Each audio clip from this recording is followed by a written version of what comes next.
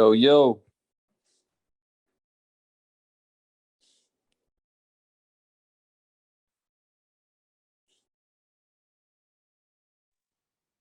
What's up? What's up? What's going on with you guys? I don't know. So I'm just feeling better now. This morning I Oh, was yeah, messed that's good to up. hear. I'm glad you're feeling better. Yeah, I was messed up.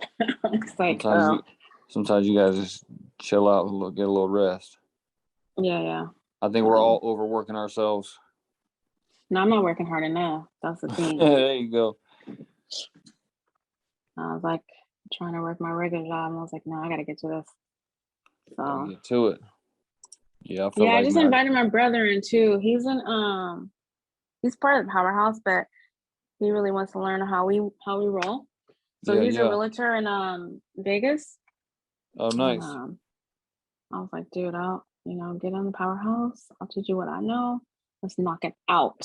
Hell yeah, it'll make him a high performer. Not that he's not already one right now, but man, the agents that I've been talking to, they're like, I mean, I've been in real estate 5 years, and I'm like, oh, that's awesome. I started teaching about creative finance. I think the first thing I taught him was the Morby method, and he was like, what? I never heard of that. Sounds illegal.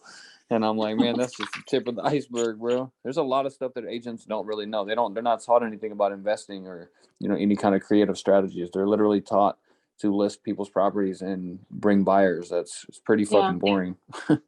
Sucks. So if you end up being like an agent that's creative and you're an investor, man, I feel like sometimes I do want to get my license because I want to be able to list my own properties, and I feel like I'll find the best deals, and Right. I feel like there's a lot of upside to having your license, but also a lot of down. You got to keep up with everything. Yeah. So wait, because Willie just posted the Morby method. So what is that? So like the Morby method is like kind of a little difficult right now because interest rates. You're essentially you're still going to secure a loan through, my investor loan, for example, and so like when a seller is telling you that they need a shit ton of money, what works is the Morby method because you're not able to bring 400. Who's ever able to bring $400,000 into a deal, right? Like all cash, unless you leverage like a non-recourse loan, and depending on what you can't go and strike a deal with a seller and say, oh, I'll give you fucking 800,000 and it's a $500,000 house just because you have someone that's gonna the deal has to still make sense because the property is still going to get appraised, right? So if you offer them 800,000 and the property is getting appraised for like a high 560, like it's really not going to make any sense because I mean, I guess it could, right? Like essentially you still could. The deal would be all fucked up, because if he wanted like say half and you told him 800,000 and the property appraises at like 560, you're going to get maybe 70, 80, 85%. If you got 85% of it, maybe, but like you wouldn't really want to do a deal like that. You would probably want to just give him like, hey dude, I can give you 560 or 600, and then if you wanted half down and a lender gave you 70, 75%, like you potentially could give him more than half, right? But when you do that, you're like, hey dude, then you have more leverage. You could tell him like, I'm not going to make any payments to you because I'm paying a lender now, so you need to basically, in very few words, you need to sit on the sideline for probably a couple of years if that's cool, because I'm going to be trying to cash flow and I got to pay my lender back. So I just gave you 400K up front. You should be cool for a while, Right. I try to use it a lot. I've even called my investor loan and, got like approved for, some money. So it really is easy to get approved for a non-recourse loan. But I think realistically, they don't want to be told that the seller is going to be in a silent second position because they like to only be the second lender, right? So you don't tell them that, right? This is just from what I believe and what I think. So I could be wrong, but you don't want to tell my investor loan that you're going to seller finance the rest, or the seller is going to be in a silent second position. They kind of want you to have some skin in the game, and that's where the hard money. That's where the Gator lender comes in, and that's you bringing. If a non-recourse lenders bring in 75%. You have to bring the other 25%, which, you know, it'll be like a gator lender. And then you work it that way to where his money goes back to him. The seller's holding the 25%. And then you just owe, you know, that gator lender that fee for, you know, 3 days or whatnot. So there's a lot more work to it.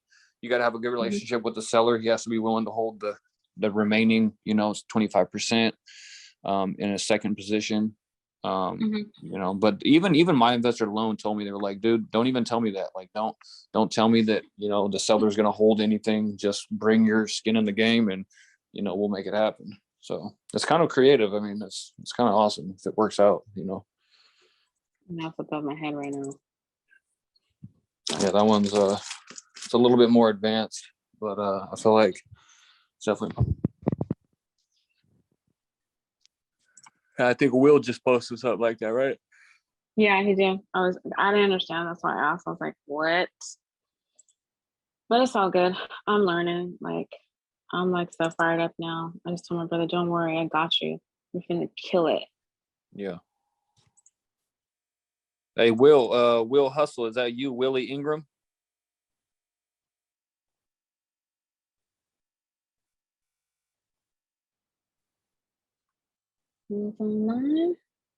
Yeah, mute. There he goes, Will Hustle. iPhone George.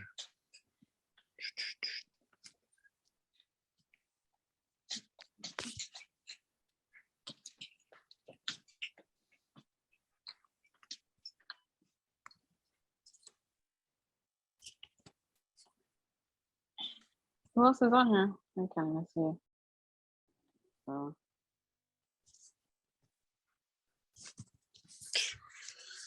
Okay, I gotta answer this. I'm going on mute, guys.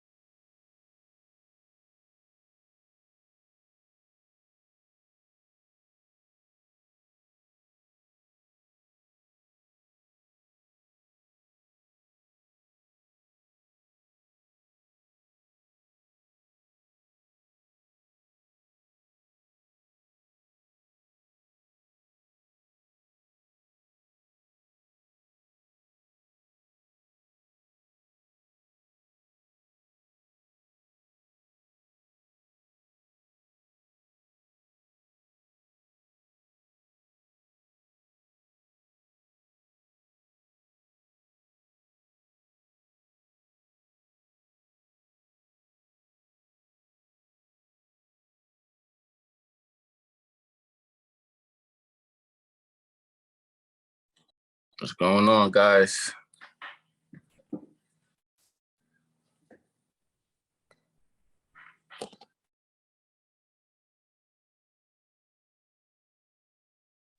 Hey, Chris.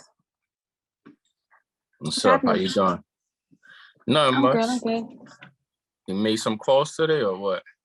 I did a little bit yesterday. I wasn't feeling too good this morning, so that's why I was on the breakfast powerhouse. Like, I just started feeling better, but I'm pumped again. So Nice. I'm compiling my list and stuff. Well, because I'm working with the Queens at REI too, but I'm gonna try to do my thing too. I was just telling Mike that my brother wants to get in the game, so he's part of Powerhouse, but he hasn't been active. I was like, dude, you got to get on the Zooms so you can listen how they structure. Because he's already a real estate agent, but he don't know this game, right? So right. I told him me and him could partner. Like, I'll tell him what I know. Yeah, he learned this stuff. He'll kill it. Right. He's just getting frustrated because he needs the money and he's struggling right now. I'm like, dude, Creatify and Sub2 is your bet. We just gotta knock it out. Right. And then y'all can team up. Yeah, that's what we're planning on doing too. But I'm waiting to get hey, anybody in here have tested out Dustin's system yet? Yeah, I'm in it right now. Yeah. Los, what up, bro? What's cracking, guys? How are you? Hey, Carlos. Chilling. Having a busy day. Are you guys? Yeah. That's good. That's good. You guys like overwhelmed busy or trying to get overwhelmed busy? Where you guys at? I'm trying to get there, Les. You know, I was in front of you this morning and I was like, okay, Like you there gotta ain't stay enough clear. hours in the day busy. Yeah, like Right? frying my fucking brain busy. Yeah. Bro, like stay up till 1:45 at night, bro, and then wake up at fucking 5:45. Like this shit ain't even right. That's the way it works when you start becoming a driven individual. Mm-hmm. It's hard. Your sleeping schedule is very minimal. You're fucking like super active on what you're trying to pursue. Fucking feeling like a zombie, walking into one room about to get something, and then when you walk into that room, you're like, "Why the fuck did I walk in here?" Because you're thinking about a whole bunch of other shit. Mm-hmm. Yeah, man. I'm in the gym, bro, like fucking talking to sellers. I'm like, okay, this is becoming, a little too much, bro. Like, but it's got to happen, So I save the cool sellers for little small conversations, like little follow-ups, in the car and what. But you make it work by all means. However, But I'll tell you, Dustin, it's a different type of breed, to get to that next level. You just gotta have a drive for it. At some point we don't have to be like this, right? Where we can be present in the areas that we are in. Like if we're at dinner with our family or at the gym, we're at the gym. At some point when we're at a different level, we can spend our time where we need to spend it instead of fucking just working all day, every day. Yep. So that's the goal, right? The goal is to actually fucking not trade time for fucking money. But right now we're building something. We're trying to build a legacy and trying to build impact and help others. So it's a little bit different. The CRM is a fucking game changer, though. Dustin CRM? Man, it's like I can't you wait. get way Yeah, more 'cause organized. a lot of CRMs are like I've worked a lot of CRMs because I worked with a lot of people, and I've seen so many people turn Podio into like all types of stuff. Mhm. They're all pretty good, but like I hear a lot of good stuff right off the rip from Dustin's stuff with CRM. This system is beast, bro. Everything you need, bro. Like literally everything you need to be organized. You just need to go get more data to put inside of it because there's so much shit you can utilize. Any kind of document, like if you're talking to a seller and you fumbling, you can literally go to the docs and pull up some foreclosure shit. You can, it's just amazing. Yeah. Let me post this up a little bit more. Talking about that CRM, I want to check that out. Oh yeah, bro. Hit up Dustin, yeah. I mean, when are we checking that out? I think he had like 100 free slots as of like yesterday, and then there was like 60 today or some shit that were already taken up. Like so many people spazzing about it right now. It looks like some people already got in. Mm-hmm. That is team Yeah, I members. signed up twice, but I just finally got in right now. So I've been I on hit that him up shit this all morning. fucking day. All fucking day. Nice. Like it's you can kind of obsess about it. That's what's up. I love it. What they hitting for on that? How much was it? Honestly, like I think you got to ask Dustin because I thought he said $25 a month. yeah, I think you're right. So Jason, one of my guys, Dustin, he comes in here a lot. He's in like that boardroom mastermind with like Ken Clothier and he's like sub 2 and a couple other masterminds. But he's really connected and he's like really well versed on the integration. He has his own podcast. He's interviewed people like Matt Porcaro, like Bradley, fucking like Ben, like a lot of like high net worth individuals he's had on his podcast. And so he put together a CRM that's like a one-stop shop. Hey guys, Yeah. Be quiet. Stop it. He put together like a one-stop shop, like CRM. I believe it's like you can skip trace, have an SMS campaign, calling campaign, comping camp. I don't know. I'm not sure about the comping part. I haven't jumped into it, but so far what I'm understanding, it's like a one-stop shop, and it actually has good data because 2 or 3 people have just been solely using just exactly that, and they've been getting mad leads, and I've been jumping on the calls with those leads. Hell yeah. And he's only charging, what did you guys say, at half price for the powerhouse, $25 or whatever a month? Yeah, that's what he brand said new. last night, Just released it. $25. And you'll be grandfathered in for $25 a month when that shit. He says it'll go up to 100. So at $25 a month, you got it made. Yeah, all in ones, $25 a month. Bro, he's charging $1 for a phone number. I was getting charged $4 per number on batch leads. I had like 44 numbers. I'm like, yeah, this don't make no goddamn sense. So Yeah, he looks at, you know what I'm saying? It's because he's coming from he's like, the way I'd want to do it too is if you have stuff like that, you set it out at first, you know, for a fair ass price. And then get some testimonials, get some stuff out there. And then from there, when it's proven, is when it's worth a little bit more. And then the charge, Right. you know? Supply and demand. Yeah, yeah.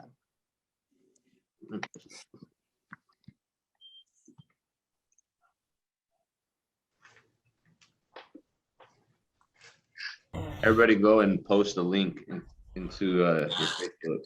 I totally forget that I got to do that every day since I don't have like emails that are blasting out. I mean, it's cool that like, you know, 10, 15 people come in here without having to post it yet. Dude, Let's get like 30 to 50 people in here consistently. Dustin's software that he's got released out, one of the cool features about it too as well, is you can link all your social media up to it and schedule it to post anything or whatever you want for you at certain times. That's a pretty cool feature. I was like, holy smokes. Nice. Damn, that's boss right there. Yeah. That's clutch, dude. That is very clutch.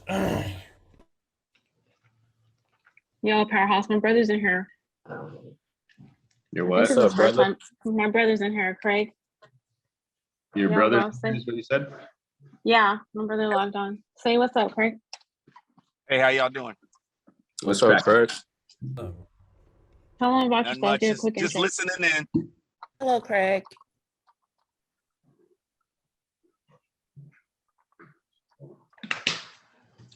Yeah, he's a realtor in Las Vegas.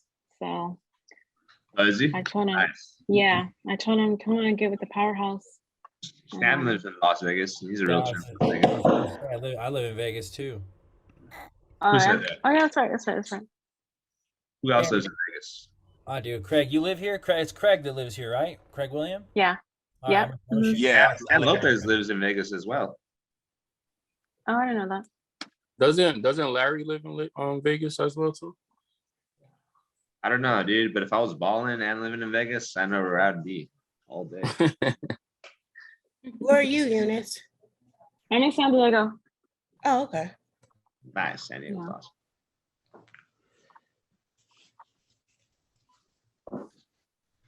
Oh my gosh, let's do it. I had myself earlier.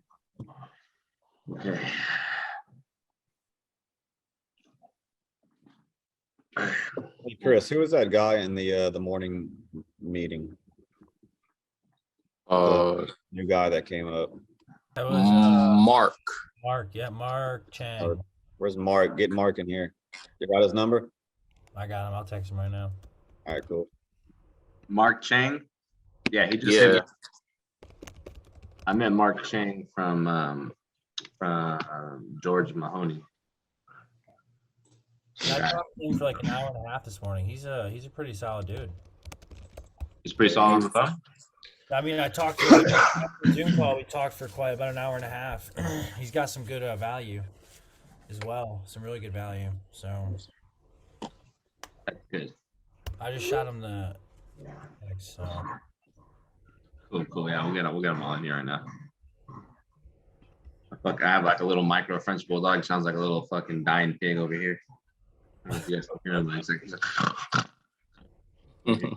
hey, stop playing because it's not you're dying over here.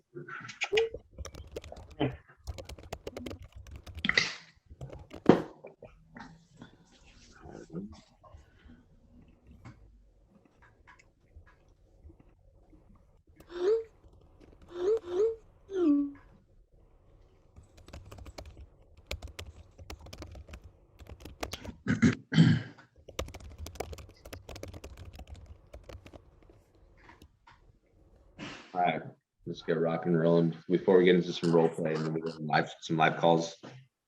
Does anybody have any questions? Anybody stuck on anything in their business? Questions on any strategies?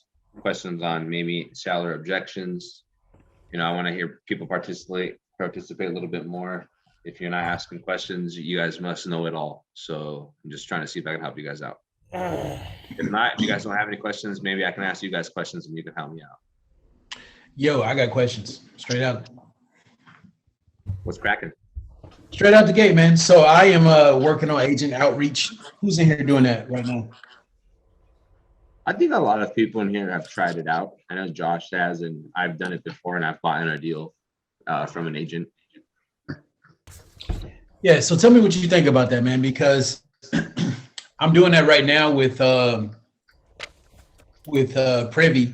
But the issue is, man, so many agents are in the way that I know they're they're looking to protect the the person who has a contract with them and stuff like that. But there's a lady right now that is losing a $1 million house, and the agent priced it way too high. She priced it like 1.3 million, which is the top of the market, and they need all cash. They only need they want all cash. And the agent is telling them they can get all cash. Ain't nobody who has $1.3 million gonna come and buy a single family home for all cash that doesn't flow well, cash, as far as a rental or anything like that. It just doesn't make any sense. But yes, she's still in the way. They only need really about like $597,000 to close out the mortgage and the walk. Other than that, they're just gonna lose the house and not get nothing. And I mean, she's hard nosed to the ground. I've been given offers. She is not giving all the offers to them. She's calling them like 2-3 days later.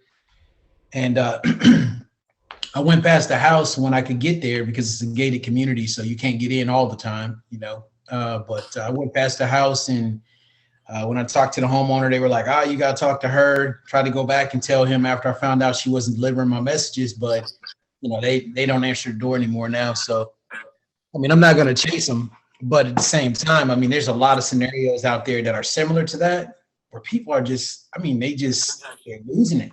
And the agent is like, "I know you can get X amount of dollars." Well, if you know that, then why is it on the market for 3 months?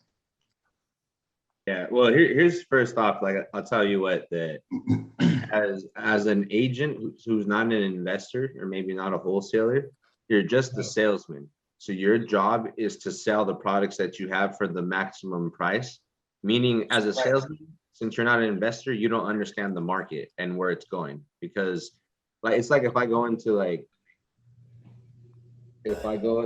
a certain, let's say like a certain market, right? Let's say I go to like, I don't know, like maybe an Oriental market, and I'm asking for like Mexican fucking seasoning. Like they're only there to sell me what they have at their price, because that's what they have, and they just understand selling. They're not gonna go and tell me to go over here or do that. Kind of like the same thing right here. It's they're just here to sell it. They're here to sell somebody else's house. They don't understand the market, and they truly believe that they're right, that they don't understand the market. And so the thing is, sometimes it's just working with certain realtors. It's just hard to work with them because they're like egos there, or they don't understand it. Here's another way to set yourself up. Like when I do talk to realtors, I really do it because I'm always busy. But the way that I do it, everything I do, I basically set myself up on the phone on the initial introduction. And typically it sounds like this. Like, let's say I were to call you and I know you're a realtor, and I text you wherever, and I say, "Hey, do you mind if I call you, introduce myself?" Right? It goes ring, ring, and I'd say, "Hey, what's up, Jason? This is Carlos. Hey man, I just wanted to introduce myself. I'm actively doing deals right now. I'm purchasing properties and wholesaling. I do a whole bunch of things. I buy not only cash, but I buy those deals that have little to no equity on creative financing. And I just wanted to introduce myself so I can work deals with you. The only difference with me is, since I'm not a homestead buyer, I'm not looking to pay those market prices because I need to make money some way, somehow. So my goal is to submit enough offers to get 3 to 4 homes a month with you. But the offers are obviously going to be a little bit less, or they're going to be less because I'm looking to get a deal as either fix it and flip or buy and hold it. But I do have another way that I can pay more. It's on terms, and we can get into that a little bit later. Just wanted to know if you're willing to work with me as an investor, or are you just looking to just sell homes to homestead buyers? And that right there can cut you so much fucking time, because I get on the phone all the time with lots of wholesalers. Every day there's someone new always telling me something about a realtor involved. And I tell them, did you let them know that you're an investor? So then you can let them know that you're not a homestead buyer that's actually going to be putting in offers that are all the way up there. So you have to literally let them know if your model fits them too. Kind of like how I set expectations for the sellers. I let them know if my business model works with them. I've had agents tell me, "Oh, I got you. Yeah, no, I don't need to work with you. I have enough. I have so many homes that come in, and I have so much credibility that I have home buyers that are buying like all month for me. I'm too busy to even go out of my way to submit super low offers. Thank you though. And then I've had rude people tell me no, like a lot ruder, like in as an agent. And then I have some agents who are like, you know what, I'm open to that shit. To the point where they just send me deals that fit my criteria now. Like the one in Florida, or there's two guys in Florida, one guy in Georgia that I had talked to, and they were really open to it. And so I kind of taught them a little bit about how I do my thing. And they brought me a lot of deals. They started to even prep their sellers like for terms. And so kind of like structuring yourself on the initial call helps you out big time. So they know what's up. If 1.2 million, you're over here gonna, try to, especially with the down economy, you're over here trying to hit them at 700 or 800,000 or wherever it needs to be. I mean, who the fuck's gonna want to offer that? She's giving away 3% on 500 grand that she has to discount or whatever. Get their mindset though. You understand that kind of that part? Yeah. So, me, I set those expectations right out the gate when I'm talking to them. And it always seems like a lot of people will say, okay, it's just like, we've all met people before where they're okay in the moment. And then when the shit hits the fan and they really get the numbers, they're like, oh, I can't do that. I can't do that. And I'm the type of person, forgive me, but I'm the type of person, if you ain't going to do it, just say that shit. Yeah. Don't waste my time because I don't want to take your time up or nothing like that. But may I also add, yeah. also, you need to get them at the beginning. When it's illegal, by law, they have to submit all offers. Yeah. Unless Right. they have it, and you have to let them know. You have that in writing that that the seller said that they will not take anything less than 500,000. Well, no. Well, legally, you got to submit all my offers. I will report you to the board. And then they'll be Is like, that every state? you won't. I mean, 9 out of 10, you won't. But if you let them know that I know what you're doing and what you're doing is illegal, then a lot of times, and then also you got to let them know you're not the seller. You don't know what the seller may take. They didn't take it last week, but they may have changed their mind. Do you communicate with your seller often? Well, when was the last time you asked your seller what was going on with them? Well, last week. Well, that was last week. Have you talked to them this week? Well, are you doing your job? I mean, you don't want to get it into a battle, but at the same time, they try to act like they're better than some of them do, like they have their shit together. But when you break them down like that, then they're like, oh, okay. Some of them do. Now, I'm not saying that it's going to always work, but if you let them know that their game, then they're willing to play it. Right. Another way to look at it too is everything's a numbers game. Everything is a numbers game, and so fuck the realtors that don't work with your vibe. And literally, the thing is, there's fucking hundreds of thousands of realtors that waste everybody's times, and there's a few that do their job right and have good ethics, but a majority of them don't. So go and find another one in the same city, in the same fucking brokerage, or in the different market that you're gonna like to work with. That's gonna be easy. It's a numbers game. Don't go and fucking fight and battle and feel uncomfortable texting and calling somebody because you feel like you're annoying them. Don't go and do that shit. You're wasting your time and giving yourself a headache. Go and get excited to fucking get somebody's call back because they're gonna call you back, or they're excited to call you back with info. Like, you should be texting your realtors, your lenders with like smiley faces. Oh my God, you're the fucking best. Awesome. You're like some of my title companies. Like, I'm like, man, girl, you're the best. That's why I like working with you. Like, oh, thank you. Like, smiley face, right? Like, you should be able to talk to almost everyone you're connected with, like if they're your friend. Once you become your own person, you're not a realtor or like car salesman where you have to have a certain presence, and you have to watch your language, or you have to watch the way you present yourself or verbalize things. It's not the same anymore. In this game, I've learned that a lot of people are just them, and then they own their own businesses. So they don't really change that professionality. A lot of people don't even, you're going to see a lot less investors dress up like in suits, then you'll see an agent or a broker because they have an image to abide by. It's just go numbers game. So like, easiest way, so then everybody doesn't complain or have headaches. Go and find the right one. Go and present them how you work, and go and find the right one, and then come back and tell me like how exciting it is to work with them. Because really, you're going to waste your time and give yourself a headache by working with the same agents that are not giving you like the energy you need. And don't be surprised when they call you back. They'll probably call you back in a month or two. And again, when I say those, when you question them, I'm not saying be a dickhead or a butthead or, Yeah. just let them know, you can do it very professional without it being combative, but yeah, they'll call you back in a month or two because I don't think they're realistic about what the market is doing because a lot of people don't, even though they're realtors, they don't really know their job as far as the market. Hey, but and on another note, besides like, bringing them down a little bit, the benefits of finding the right ones is they play ball for you. They're the ones that go and do all the legwork for you. Some of the ones that are hungry, they'll be just as hungry to put in just as much work. So there are a lot of them that are not like that, but like that's why I say it's a numbers game. Find the one. When you find the one, it's like a partnership. It's really fun to be with them because they're like exciting. Once you get a text, you already know it's a deal because they're not normally in your little community of people you talk to on a daily basis.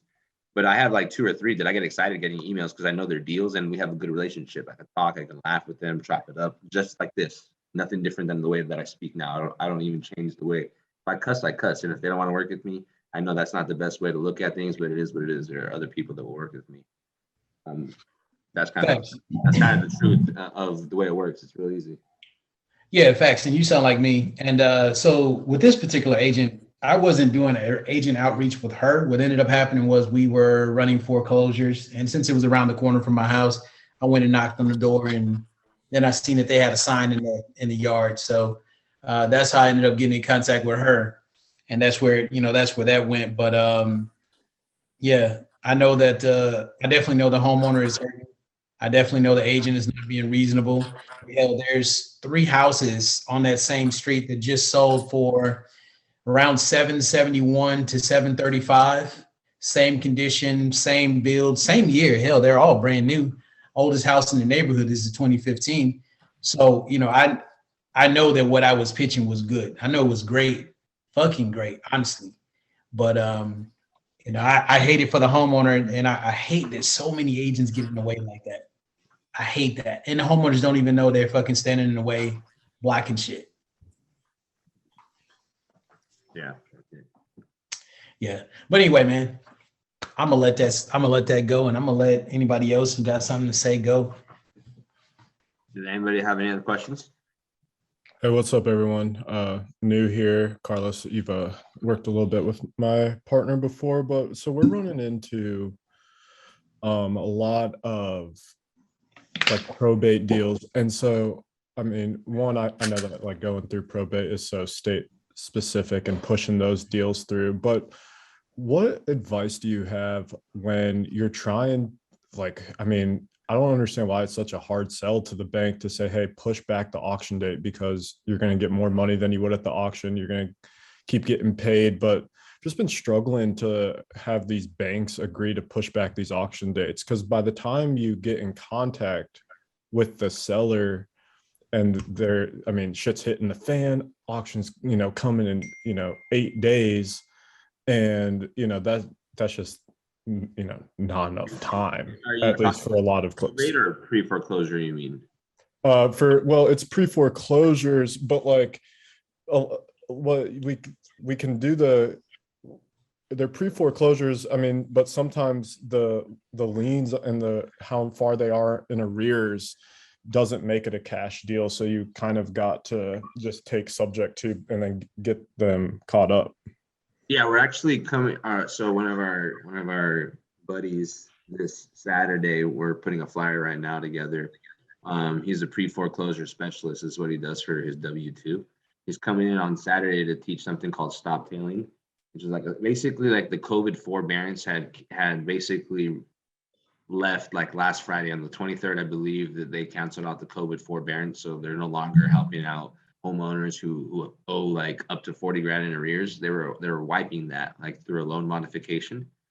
And so basically you can still buy and do it, just that you would have to pay for the arrears, but it would be best for you to do it on terms. So we're going to show you guys, like if you guys have pre-foreclosures that have a lot of arrears, have to go on terms and you can pay for the arrears.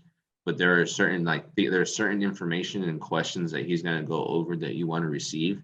And there are certain answers that he's going to start giving you to those questions, because there are processes when people do have a lot of arrears or whatever liens, there are a lot of different files that go into it. And I connect them with a lot of my buddies in here that work the pre-foreclosures. You can turn them into good deals. I've gotten a pre-foreclosure or three pre-foreclosure deals. All pretty good deals. Had to pay the arrears, one of them pushed the auction. Another thing that you can use is when they go into the auction phase, some people don't know this, but once it goes into the auction, not only ruins their credit, no mortgages will loan them for 7 years. Right, exactly. Yeah, And convincing the seller to me is, I think, the easy part. It's working with these banks sometimes is like pulling teeth because they're so distrusting of the property that they just don't so how believe. do you call personally, or you throw them on the phone and you three-way, or what do you do? Three-way. I don't contact the banks by myself without at least some sort of permission. And then, like, when you talk to them, are you letting them know that you're the new buyer, or what are you telling them? I don't let them know I'm the buyer, because I think that's a misrepresentation, because I'm just wholesaling. But No, well, the reason why you want to say that is because they're like, hey, this shit's in for fucking closure. Like, hey, I'm the new fucking buyer. I can fucking buy this and basically pay you or whatever. You can help them out too, letting them know that you're gonna be buying or taking it, or whatever it really is. It's very simple to it. Okay. But I've talked to the mortgage too, and just because the homeowner sometimes are frustrated, don't want to do it, don't know how to do it, and I've gone onto it and let them know that we're helping them out. Like, hey, you don't got to say you're buying it, but hey, I'm helping them out catch up the arrears so they can continue this. I need to know this information. Yeah. Typically, like, the tagline I try to deploy is like, hey, I'm working on an offer and a purchase sale agreement. Can we push back without saying I'm the one who's going to be taking title or something like that? Yeah. So yeah, it's really, at that moment, it's really about trying to get to the banks and getting that information and getting it stopped. So it is pretty easy to get some of these distress leads, to convert to terms. But the reality is, it's about, how persistent you can get on that. Sometimes it takes hours to get through on the banks, man. It's fucking, it takes a long time to do pre-foreclosures, but they could be worth it. But it takes some time, man. Sometimes it could take weeks too with the paperwork and stuff you have to do, but they could be worth it. So this Saturday, we're gonna have somebody come out and just basically drop knowledge. So we're gonna put it up. Awesome. It's gonna be like 9 a.m. Pacific time, so 12 p.m. Eastern time. Cool. Appreciate you. No problem. Welcome. Anybody else have any questions?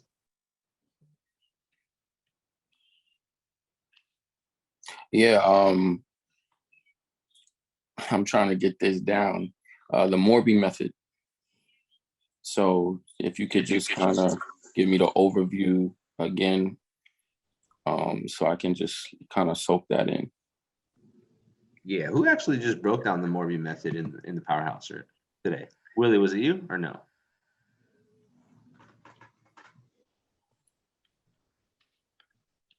No, I just posted that. I posted that thing I saw from the group. We were talking about it on the call this morning, and man, I'm telling you, my dude told me I'm an I-Spy match. He's like, you match shit so easily and quick, and I just posted it because I knew we were talking about it, and I thought that was a good breakdown. If we just fill in our numbers, you know what I mean? You could practice with that. Just put in different numbers. I don't know. I got weird thinking. I'm out. So, Chris, how do you see the Morby? What do you know so much like currently about the Morby method? So the way I understand it is that when a homeowner is like pretty much not budging on the down payment that they're looking for, we typically would use like the Morby method to give them that substantial down payment, and then we'll put them in second position, that they'll if they have any equity, and it's kind of foggy, so excuse me, but you basically would be seller financing the equity that they have, but depending on how you structure it, this person will take second lien position, but they wouldn't receive any cash flow, as opposed to if they took a lesser down payment, you could give them, money down if they had contingent upon like if they had a loan in place or didn't have it in place kind of thing, you can work those numbers out. But that's, hopefully that made sense. Like I'm just trying, it's a little foggy. Like I kind of understand it, but it's like the little nuances that go with it. Got you. Are you sub 2 or no? No. Okay, cool. Pretty close, pretty close. Like, I'm not a master at it. I have not closed one. I've worked several. At least I think I'm working it right. So far, my understanding of the Morby method, this is what it is. So the Morby method is like a last resort where the homeowner is open to selling it on terms. And remember, when you sell on terms, we have to achieve a goal with them because we're already converting them to sell it on payments. So the goal is, how much money do you need down? Because typically that's where the main goal is. They need some type of money. So if they truly are like, hey, I'm open, this house is $500,000, that's what it's worth. But you know what? I need 250,000 because I need this or that. And okay, so 250, but there's no other reason why you, there's nothing less I can give you. Like you literally need 250, the whole thing, or is there just maybe a certain amount that you need, maybe pay off a car, or what are you gonna do with the 250, buy a Ferrari? And then you find out exactly what they're trying to do, right? Like you can ask, I ask the question all the time, are you trying to buy a Ferrari? What are you trying to do with your money? You buy a vacation. And you find out, you know what, they need the 250 because they have this fucking debt, or their real goal is to retire after selling this last house and they want to pay off their primary residence, and they owe 250, and that's why. So they don't want a payment on that no more, and they don't mind selling you this last house or whatever it is, right? So typically it doesn't make sense if you're buying something at market price, and it doesn't make sense for you to cash flow to give $250,000 down, because it'd be hard. It'd be hard because you're going to get a lender in there to give you that money and to give a return, whatever on top of that. When there's no equity in the deal, you're not going to be able to cash flow, or the deal might not make sense for you. So the only way that it works is that 500 grand, right? Let's say that you see it to be a good deal. Like in the end, the monthly payment that you're given, it has given you a spread of maybe $800 or $1,000, right? Something maybe that you're attractive to, something that fits your right criteria, that makes you feel confident that you want to get it. And so the only way that this works is, so how I convert the question from, okay, because I try to give them my spiel about reasons why I need to be at less money down because I'm paying such a high price already and it makes no sense, yada, yada.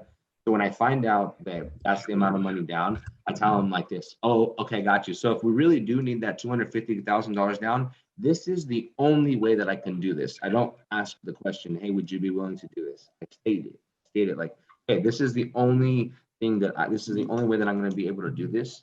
Let's say this is worth 500 grand. I go get an appraiser to then go and appraise this property. So let's just say it comes out to 500,000, right? Well, I go and get a loan on the property. Basically, I pull a mortgage, and I'm going to get upwards of 70 to 80% of the market value. So let's just go with 500. Obviously it adjusts if it's less than 500, but if it is 500, let's be real conservative and not bank on 80%. Let's just do 70% of 500,000.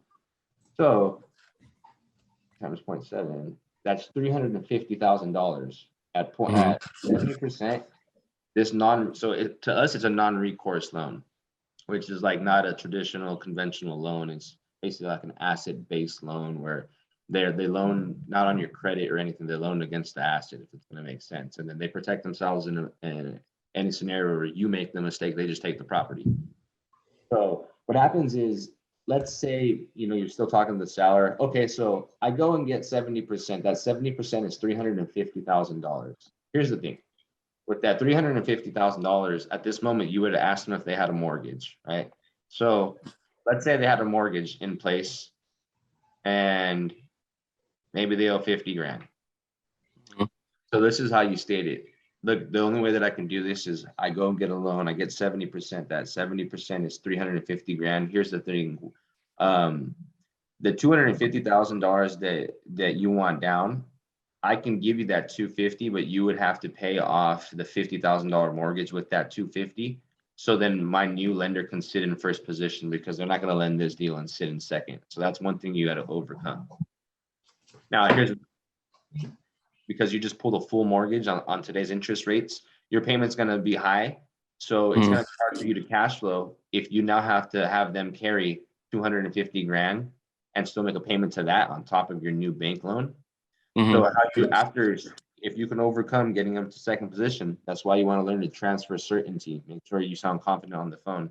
So the only way that I could do this is, you know, I'd give you the 250 that you need. You pay off your mortgage, so then my lender can sit in first position because there's no way that they're going to sit in second after funding that much money.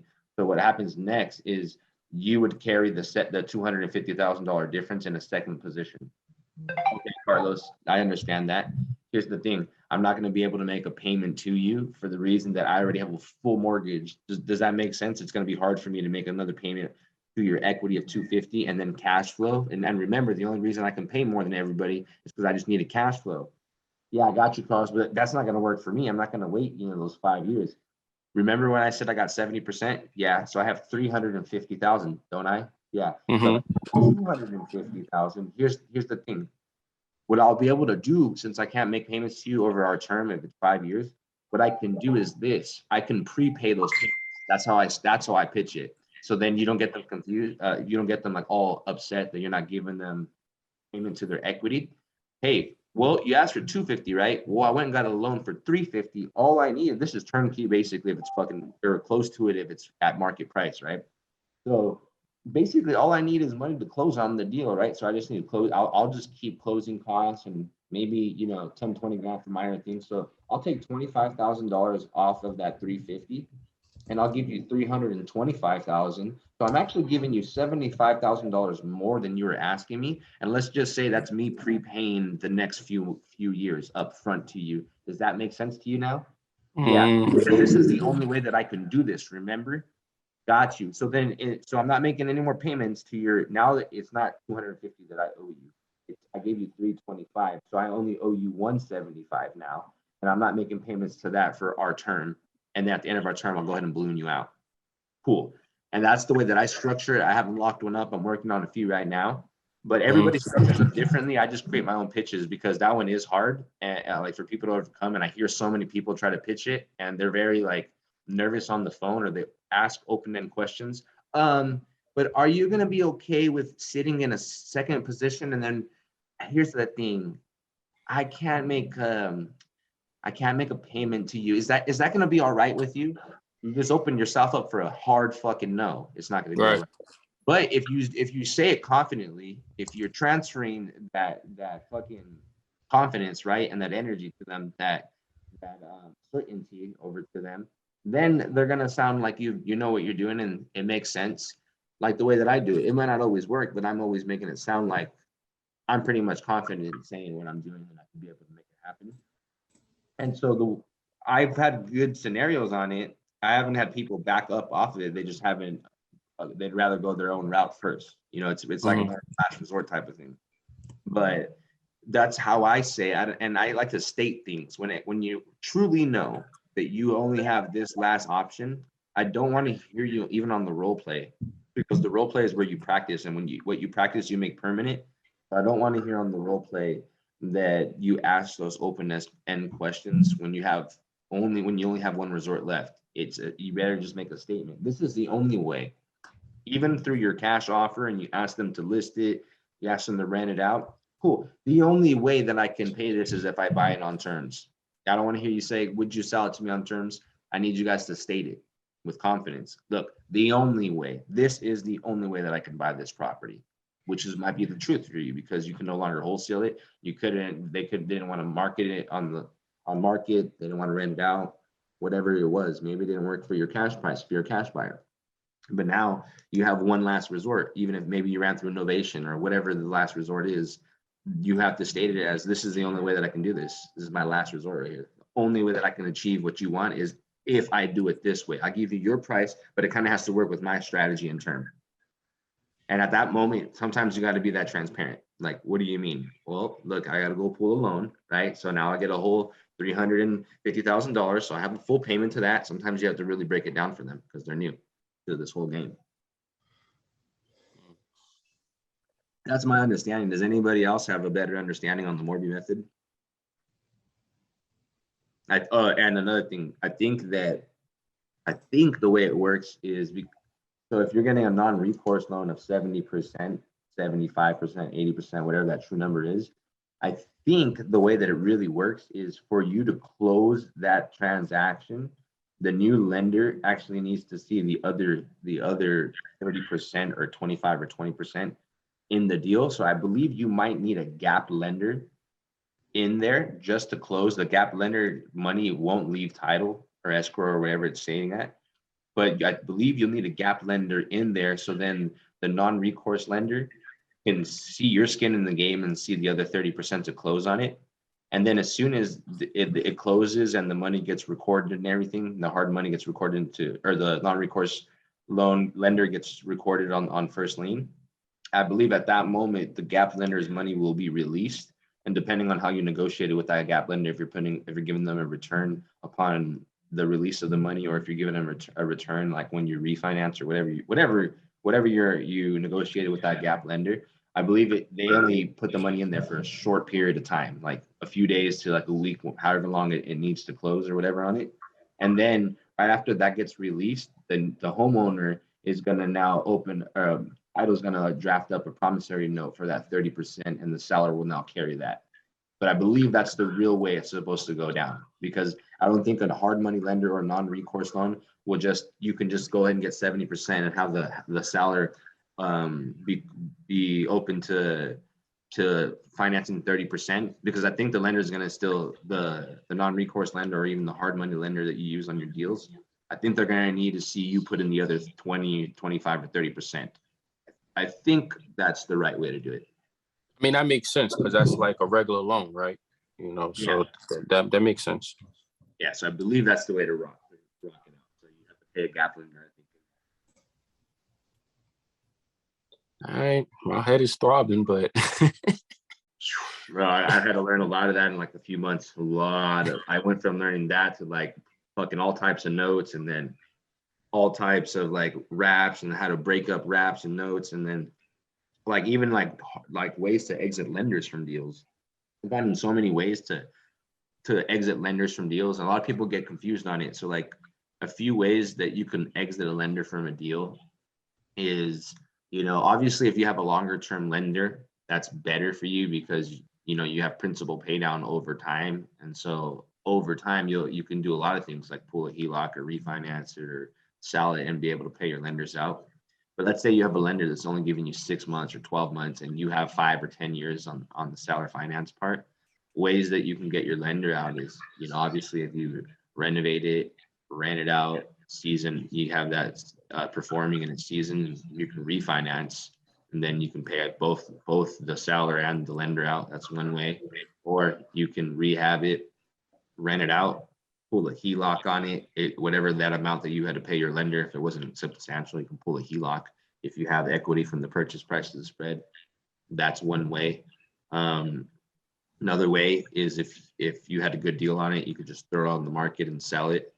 Another way, a lot of people don't think about it, and typically not everybody does it this way, but in a last resort type of thing, if you have a whole bunch of other deals, you can just pull money from those deals as well. Or so you can save yourself on your own deals. If you're planning to be busy, you have 6 months or 12 months to pay this person back.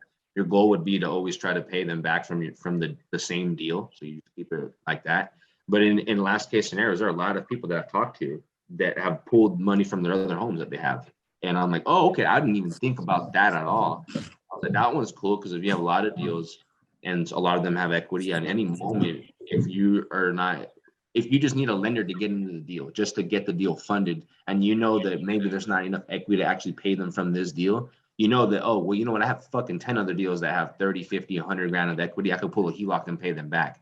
Now, when somebody told me that the other day, I was like, oh shit, I did not think about that one. That one was cool. And then another one where somebody's like, yeah, or you can just get a seasoned lender that does like the refinance lending, but it's private money lending, and we'll pick up that spot for a longer term and a better rate. I was like, okay, damn, I didn't even know about the last two. Those are cool. Those are a little bit more creative. And so I was like, okay, so that I had to learn a lot of stuff, and you guys will start learning as soon as you guys start performing on the actual deals is when the actual like mindset of an end buyer. Like, oh shit, I didn't even see that tax, or I didn't even see that, or didn't even consider to put that in the deal. You start to see things because you're starting to absorb everything that's coming along with the properties. Like last week, I probably was the most frustrated, and I called Brad and I was like, yo, you know what I figured out, man? I was like that none of the fucking deals ever goes planned, huh? He goes, nope. I was like, son of a bitch. All right, cool. I just wanted to confirm with you. Oh, man. The life, it's the life. Hey, how's it going, guys? Mark, C, and Carlos, thank you for welcoming me into the crew. What's up, Mark? Hey, what's going on, Carlos? Yeah, joined this morning, learning more about the Morby method.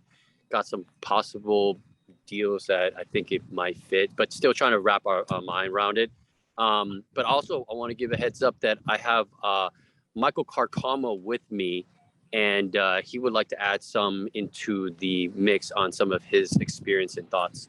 Yeah, and I want to say that I have a hard money lender that he will lend you on a 3-year loan, okay? And this is more of a buy and hold type of loan, right? And we're doing the same strategy with the Morby method. These what we were looking for are hold loans. And when you call your hard money lenders, they could do that. And we just recently closed in one. And you're absolutely correct. We got this loan. I pulled out the money, gave the money to the seller. I had a transaction lender come in, and I paid him so he could cover the 20%. I paid him about $15,000, and that was the deal, right? And no money out of my pocket. That closed, and I sold that one deal to a business. I sold it to a company that does. It was a 10-bedroom unit house, and so I sold it to a business that does like what was it? It's like childcare, and they bought it. And their biggest problem is it's not them getting the money for the down payment. Their biggest challenge is basically getting the loan. And so when you sell a property with the loan in place, it makes it very easy. And in this situation, I'm just carrying a note. So we sold the business to them, and basically they overpaid above ARV. The appraisal came out to 1.1 and we sold it to 1.5. And the only reason we're able to do that is because we stretched out the term, our company equity, on a 30-year term. And so everybody's like, well, Michael, you only made 50 grand and you stretch it for 30 years. Yeah, because I'm trying to beat inflation, really. That's what I care about. You basically wrapped it. Yeah, I wrapped it. And but I used a Morby method to wrap it. Stick with it. Yeah, no, sick. I was working the Morby method on an Airbnb to sell. I was helping a seller out that they were stuck on a fix and flip. What's up, Michael? First off, how you doing, man? Hey, what's up, bro? Thanks for explaining that stuff to us. Cool. I also have a question about that 15 grand, about how you paid them and when you paid them on it. But I had a deal where a fix and flipper got a little stuck a few months ago and didn't plan. Nobody planned out for the shift coming. And so I was trying to help him out. He wanted to be in and out of his deal. He had a partner besides the hard money lender in there. And he wanted like 350 on his house. In the end, everybody was coming in at 280 because of the shift. And he was like, man, I don't know what to do. Can you help me out? So I would basically just spoke with him and try to help him out. And the best way for me to try to help him out on the deal was if we did a Morby method. And then basically he sold the property to me on a wrap for full price. And then I Airbnb'd it because we ran Airbnb numbers. And then I would come in and bring a note buyer and sell his note on a discount. And I ran over numbers with him. But it was like super creative. But it's really cool because when you learn to do more and more on these things, you can basically, it's almost like limitless. The more you know what you can do, you can put it together on a piece of paper. And that was pretty fucking dope. Like the whole scenario, how you did that on the 10-unit property, came with the Morby method, and then you wrapped it. And what people don't see is you wrapped $50,000. What was your difference? Not 10 units. It wasn't 10. It was 10 bedrooms. 10 bedrooms. Sorry. Yeah. What was the interest? Yeah. What was the interest rate difference from what you bought it at to what you were charging on the wrap? So basically on our equity, we wrapped it up at 8% based on our equity, but our interest rate was about 8% as well on the hard money lender. The hard money lender lended me up to 70% of LTV. And basically I had to get my private money lender to come up with the 20% to close up the transaction. But you know, the money from the end buyer, the down payment from the end buyer was able to pay that off. Does that make sense? Yeah, it does. So basically, but like people don't see it. Like if you have, you know, if you're holding the note for it, and if you truly hold the note for, what did you say, 30 years for the difference? Yeah, 30 years. I'm going to hold a $50,000 because at the end, they didn't care about how much I was charging. They just cared about the payment, right? Because they're a business, they're caring about the cash flow. So I focus I don't like selling like my wrap deals to a regular end buyer that's going to live in it. I'm not saying that there's nothing wrong with that. That's just my that's my end goal. I'm not my end goal. That's my final card if I have to do that. I like selling to businesses because they're willing to overpay a little bit above ARV, even though appraisal comes in at, like I told you, 1.1, we're able to sell it at 1.5. So, you know what I mean? That's not all my money. My money was just 50 grand. But what I'm saying is my money, instead of me getting that money up front, I'm getting payments on it on a 30-year stretch. That payment looks very small. But think about it, guys. But you're getting like 2.5 times the amount of money. Holding that. And here's the thing. The reality is, since you knew the strategy, now at first it took you a lot of time to learn the strategies. How long did that deal take you? Like in an actual, like on the phone call and then doing the paperwork, how long did it take you? I'm going to tell you something, Carlos. I really advise if somebody hasn't done this to stick to you or stick to me, Mark, anybody that has experience doing it, because I had somebody that was guiding me through it, and it made it 10 times easier. I really believe that if I didn't do this, if I done it on my own, I could have figured it out, but I could have made mistakes. The way the paperwork was structured, we hired a TC. I mean, according to my mentor, he told me, look, man, at the end, you have to pay for what you get. You know what I mean? And if you're not good at something and you don't know something, just pay for it. You know what I mean? Because 100%. Now you can study it. So I really recommend somebody, if you are doing a wrap, to call you up or call myself up. And we're willing to help you guys. And look, you're going to do a deal with us once. We're very aware that eventually you're going to do it on your own and you're not going to need us no more. But our goal, I don't know about Carlos, but I only can speak for myself, but my goal is to be a lender, a private lender eventually in the future. And that's it. You know what I mean? And that's my ultimate goal. Fortunately, I have to build my wealth this way. Not unfortunately, but you know, it's fortunate. Yeah, I'm very grateful for it, believe it or not. But I still have bills that I have to pay for right now. So I'm never just looking at one way, one strategy. I just take whatever I get, an opportunity, and I try to mold it. And that's the word creative comes into it, right? And when you have people that you could bounce ideas with, it's just, I mean, that's how you get creative. Like, what about this? What about that? Or how about we do it like this? How about we stretch this like that? And just bouncing ideas and doing the skunk work on the deal, it just makes it fun too. I remember doing a deal. I've been in the industry for the last, I want to say 15 years, like on my own, you know. My father used to run his business and he's old school, you know what I mean? But I decided I didn't want to be like him. I needed to become better than him. And it's nothing against my father.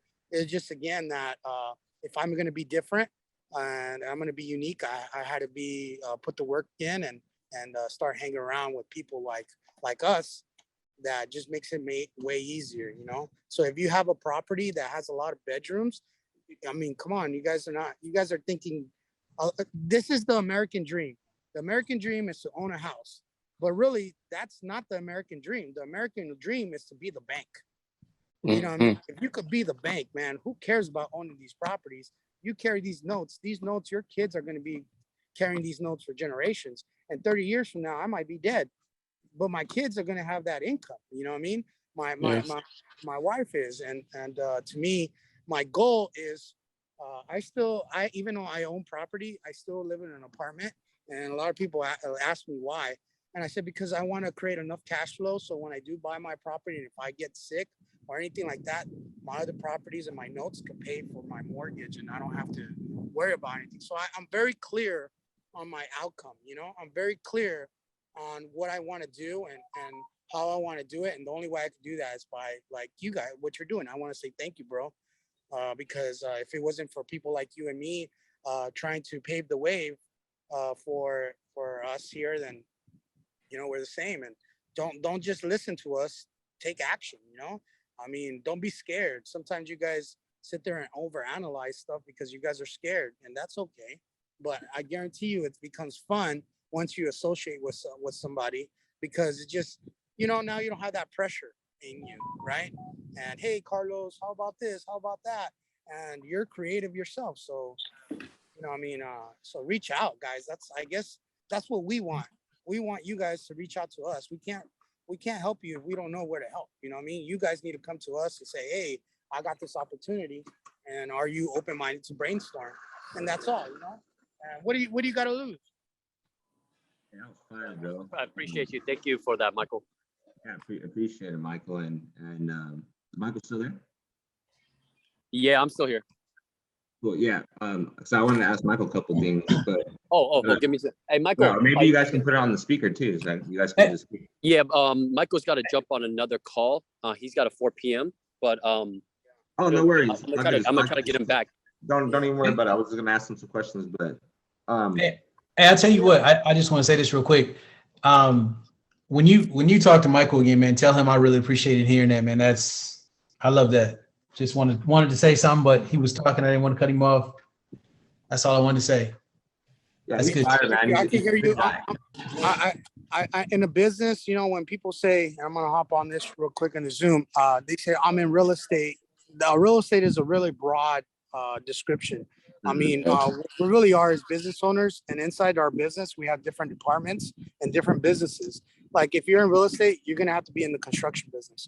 If you're in real estate, you're gonna have to be in the loans business. If you're in real estate, you're gonna have to be in the lending business. If you're in real estate, you got to be in the credit business repair business. So all these are businesses that work inside of under an umbrella, and that's what we want to talk about. I mean, right now, I have a nonprofit organization that I hop on, and this is how I give back to the community. I'm basically, I give $5,000 every time I get a deal. I donate it to my nonprofit, and I have VAs that are literally helping people with loan modifications. And so a lot of people ask me, like, how does that benefit you? I said, well, look, I'm paying these people, and I want to say our ratio right now on loan modifications are about like maybe 8 to 10, right? So we get 8 loan modifications approved, and we do it for free. But we're also an option for the client when they get denied from the bank. So our counselors from our organization, what they say is, hey, let's call an investor and let's see what he could offer. You know what I mean? And we're going to continue with your loan modification, but we're also going to pick his brain, and we're going to take his offer and put it on the shelf. And if we need to, now we have that brewing there, and we can move forward. But I really got to get off this, guys. Thank you very much. I'm very thankful. Thank you, Michael. I'll talk to you later, Carlos. We'll DM. Yeah, I'll chat with you. We'll talk more, man. Yeah, all right, guys. I'm thankful for you guys. Yeah, man. Thank Much you. love, bro. Good information. Thank you so much. Yeah, Absolutely. So guys, everything he was saying was correct, and I know that you guys were able to vibe with somebody else who understands, who's humble, who's been through the game. He sounds knowledgeable. He has energy, right? He does more, gives back. You can tell he's at a different level of life. And the truth is, remember how I always tell you guys, I want to pick up every deal, no matter how small or how big it is. I'm going to pick them all up because as a professional, that's what you do. He's basically doing the same thing. Hey, people say, oh, why would you only make 50 grand? Because I want a piece of every pie. And just because you only look for the home runs doesn't mean you shouldn't pick up the small deals. And what he's doing is, if he got 50 grand and he's amortizing that over 30 years at 8%, he's really making like $130,000 over the next 30 years. Check this out. What if he just picked up one of those a month, right? So he picked up one of those for 12 months and 30 years each. If he got all those and just put a $50,000, the same deal, right? In 12 months, at the end of 12-month period, he would have had 12 of these deals. They were all $50,000 equities, but over a 30-year term, come out to 100,000. So just those 12 deals, it didn't take him too long, an hour or whatever. Maybe each deal, maybe another hour on paperwork, an hour here. So maybe 5 to 10 hours total. He already knew what he was doing. And he picks up just that year, just off of those one deals. I'm sure he's killing it, doing a lot more. but he's picking up every year $1 million, $2 million, $2.5 million worth of income. And he's making that, he's receiving monthly payments. He's doing fix and flips. He's doing wholesale. So he's bringing an active income. Remember, if you have a scarcity mindset, it's because you don't have enough on the plate to eat. So you better go and learn how to go to a buffet so you have unlimited amount of food to fucking put on your plate. So then you learn to eat everything on the plate instead of just fucking throwing away things because you're too full because you only look for home runs or whatever it was. And that's why I like what he was saying, because I say it all the fucking time. And he lives it. He's showing you to a point where he had to get real creative to make this deal happen, still made it happen, and made a $50,000 spread on it for putting a lot of work. And people are, well, why would you do that? Because I'm leaving a legacy. I have fucking kids. I want to pick up another $100,000 over 30 years for basically putting 5 to 10 hours of my time. That makes total sense. Another thing is like, what was it right here? What the fuck that? Oh man, I wanted to ask him something too. Hey Mark, a little bit later, I'm gonna send you a text, or maybe I'll call you guys both. So I wanted to ask him a question about his transactional lender on the deal, how he did the mortgage method and paid him back out. Wanted to ask him like how he got the extra 15, or did he pull it from the lender or whatnot? Yeah, we can get into a conversation. The reason why Michael's with me today is that I'm actually helping him with, so the two strengths that I come from is marketing and funding. So I'm going to be doing some stuff with him and actually building something out to help kind of people get their credit and their money together, you know? I think that's the biggest thing. A lot of people just like, okay, I'm going to find the deal to get the money. But what if you go get your money so that you could park it in deals? It's not only one way, right? So one thing with business is that, especially with deals, people are always going to need money, OPM all day, right? Some people are really good at structuring deals. Michael's got a background and he's active in this construction field, but he also has a lot of different businesses. Now, all those businesses have different opportunities, right? And depending on the percentage, he's going to go with whoever, and maybe it's not a numbers game, but the relationship.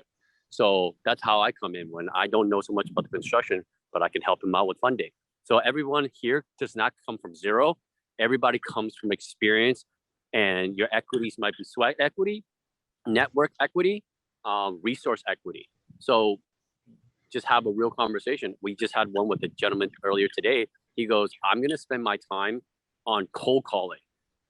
And then when we got deeper into his story and his background, he's been building corporate credit, clearing up his entire,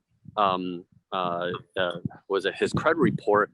And we realized this guy is, he's far ahead than most when it comes to the credit and funding. Instead, he's wasting his time. I'm not saying wasting his time, but he's much more better suited in funding, if that makes sense. Yeah. Who not? Right. Well, what is the saying? If you judge a fish by its ability to climb a tree, it's always going to think it's a failure, right? So if you already swimming, like maybe that's your superpower.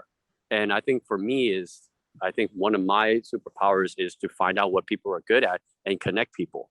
So on that note, I would love to hear from everybody else. Man, massive value and all this stuff. Sorry for coming in late.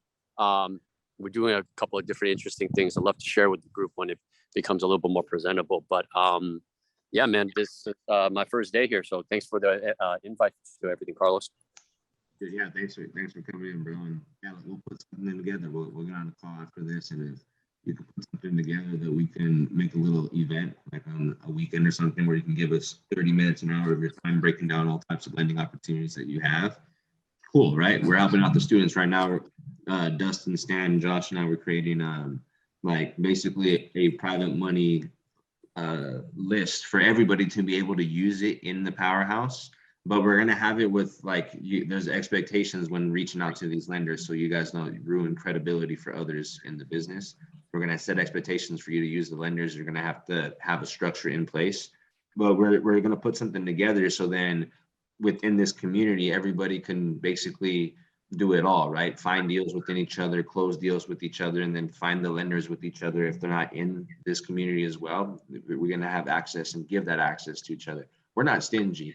We want to basically give you guys as many ways possible to make it, even if it means like, hey, we're willing to spoon feed people. That's when you become a leader, you want to show people all the easiest ways. We already went through all the hardest ways. We already know it's going to take you a headache. And another thing, it doesn't benefit anybody just watching everybody fucking struggle when we can go out there and actually help people out down to the core, inch by inch, help you out. Because another thing, not that we look to get anything in return, but what normally happens when you push power to somebody who doesn't have power, when they get power, they push it back to power, right? And so that's what normally happens. And we understand it too, though we don't expect anything. We understand it, and a lot of good comes from it. So it's like a win-win, even though we don't expect the other part to come in. It normally happens anyways. 100%. Cool. Let's get ready to rock. Let's do like 1 or 2 role plays. We'll get into some live calls and close up some deals today. All right, who's first as a buyer? I'm down. All right, cool. Who's gonna go as a seller for me? I can be the seller. Okay. So you guys basically know the game, right? You stick to the basics. You just stick to your structure, the end goal, try to get a deal. You go through the 4 pillars, the motivation, what's got you considering, right? Hey, if we were to come to an agreement with you today, how long do you need to sell this house or move your things out or get the tenants out or whatever? Hey, what's the condition? In the last 3 years, have you renovated it? Floors, kitchen, what's the mechanics on the property? What's the roof? How's the HVAC, plumbing, electrical work, right?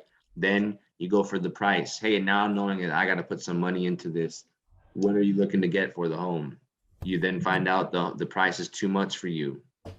Maybe try to get some wiggle room in there. If it doesn't work, shoot your real offer that you, in your head, what your maximum allowable offer is. And you already know, guys, most end buyers, if you're not an end buyer that are buying cash, they're at 50 to 60% of the market price.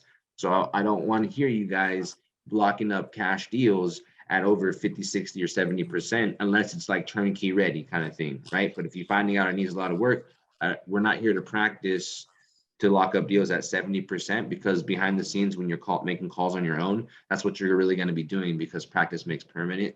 And that's why I can't stress it enough. You need to practice on pitching lower numbers confidently, so it becomes permanent when you're on the phone and nobody else is around to hear you. So you come in and you pitch your confident maximum allowable offer. If they respond, that's too low, I can't do it, you should follow up with a question like, okay, totally understand.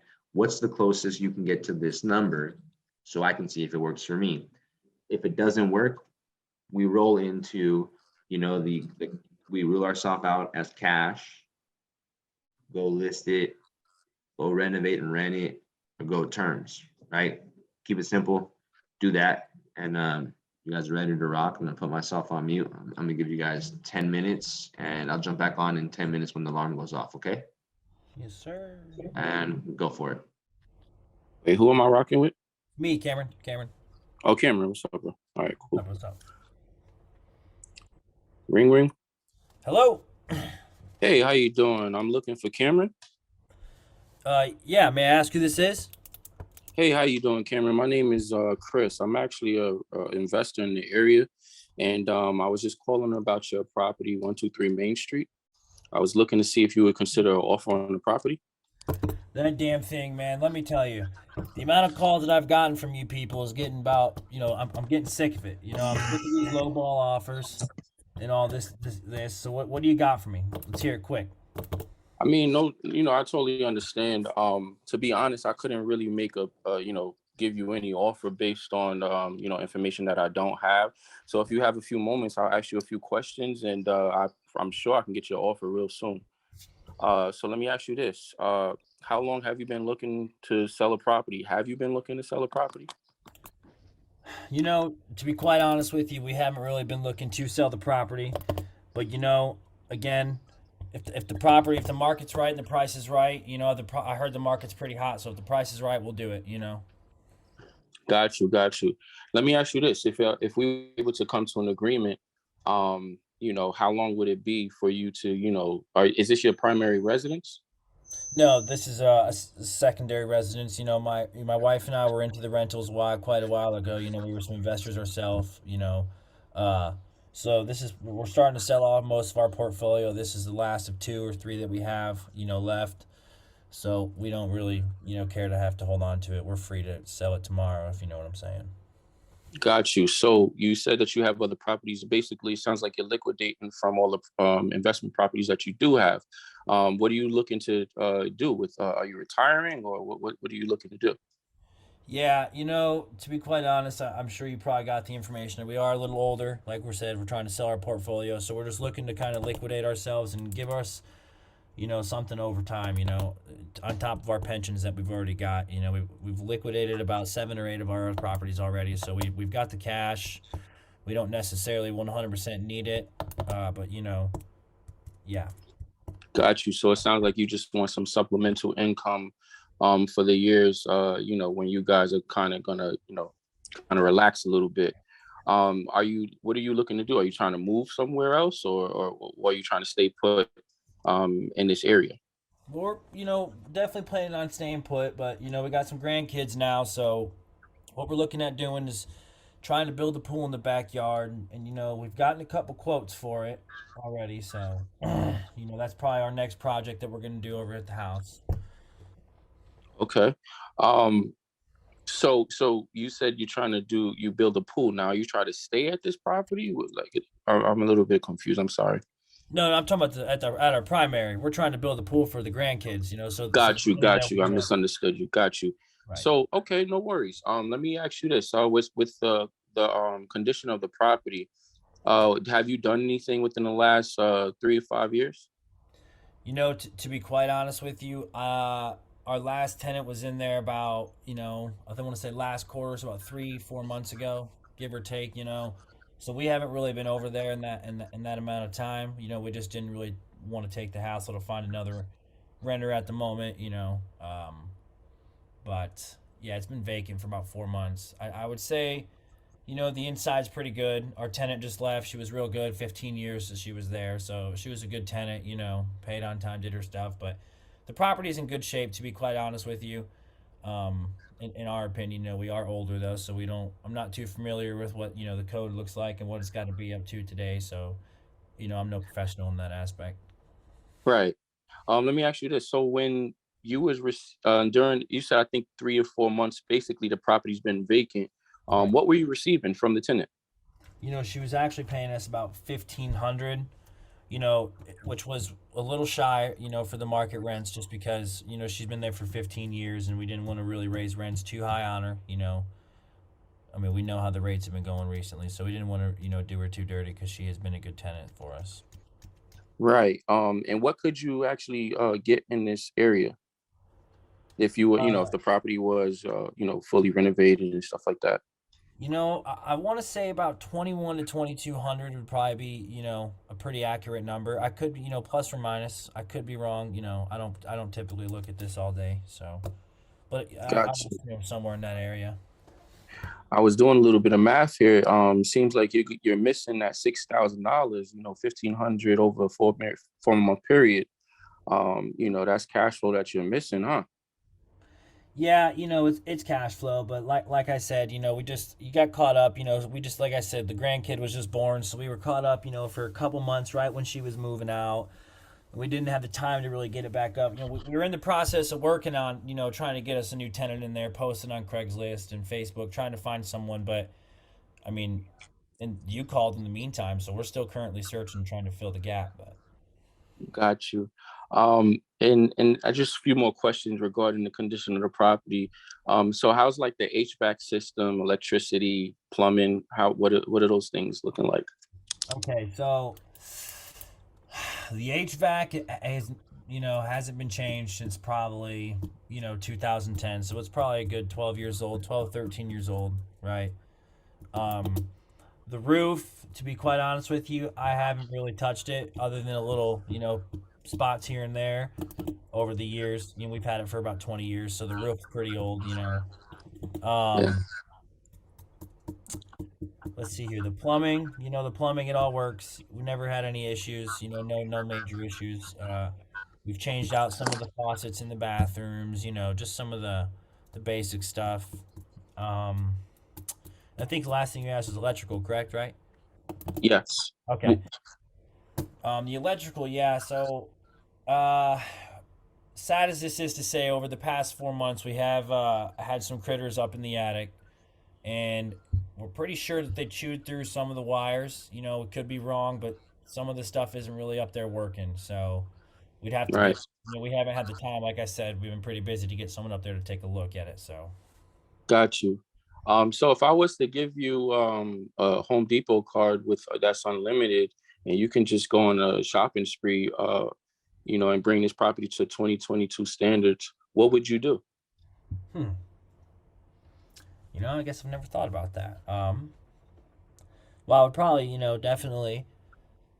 I'd definitely paint it back up. You know, I'd throw some new paint on it, and then I'd probably do some research, or hire maybe an interior designer to help me out. But I'd probably replace, all the electrical, like the switches and the ceiling fans and stuff, if I had an unlimited card, right? We're speaking. So I'd redo the fans, the electrical switches, I'd update the appliances, I'd do what everybody else would probably do, update the bathrooms, maybe put some tile in there instead of the old linoleum that we have,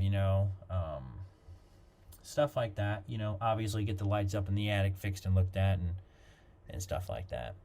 Okay, makes sense. Makes sense. So Cameron, I'll be honest with you. I may or may not be a buyer.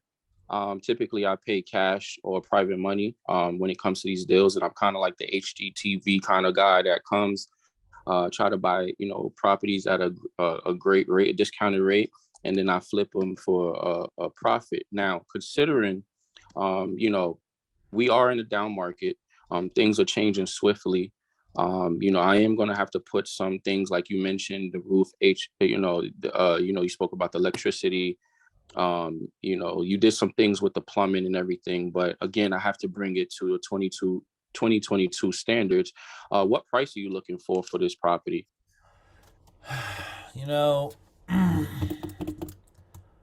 The market's, we've heard pretty high, hence the reason we're trying to sell, so we were looking to at least get about, 400 to 420 for it, Okay. And is that the best you can do, knowing, what's happening right now with the market? Interest rates just went up another 3 points, I think, what was last week or so. Is that the best you can do? Because I'm definitely a little bit lower. But, can you work with me with that? Yeah, I mean, we could definitely negotiate. And what are you thinking? To be honest, I'm looking around like probably like mid threes or so, Mid threes. just considering what's happening right now and the money that and I got to make sure that I'm hedging against, this market. Because if I buy now, to be honest, after the property is fixed up, I'm really looking to make sure that I can hedge against whatever risk factor that may come with the downturn of what's happening right now. So I may not be a buyer for you. Would that mid threes work for you? All right, man, I could do what's 390. 390 is the counter. 390 to 400. I need something good for it, man. It's a cash cow, brother. It's a cash cow. You know what I'm saying? I know it's gonna do real good in the future. I don't know. What are you thinking? What are you thinking? 390? Let me see. Let me ask you this. Why do you just don't fix it up and just rent it out? I mean, not rent it out, but more so work with a realtor and sell it for top value. Oh man, come on! I told you before. Time right out. Oh, time ran out. Damn. Out. No worries. It's just we're just coming in on the 10-minute mark. It's a little bit over. I was just hearing how it was going. But how do you feel, Chris? How do you feel so far on the call? That was fire, bro. I was trying to work him a little bit. I was trying to be a little harder because that's how a lot of these calls have been going for me lately. Is like shit like that. Get off! I'm getting called 100 times by you people. Stop calling me. So I tried to make it a little bit more realistic and entertaining. But no, dude, you handled that good. That was fire. That was really good. And the Home Depot card, that shit's good. That shit's fire. Thank you. Home Depot card. This shit's fire. Yeah. That is good, dude. You say hi to this little girl. My daughter wants to say Thank hi. you. She's leaving. Hi. You gotta say hi to her. Can you say hi to the Hey, microphone? yeah, that Home Depot. That's Hi. a copy and paste, brother. We just Hello. stole that. Hi, baby. Say hi. Yo. Boy, Hey, what's remember up, when yo? we was that little Hi. good days. What's up, little? Is that the Little youngest lowercase g? youngest member of Powerhouse right here? Right. Yeah. Oh, she's Okay, blow kisses. We gotta go. Blow kisses. say bye bye. Say bye bye. Blow She's kisses. growing into wealth. By the time she's 18, she'll be fucking. Oh, that's what's up. Bye bye.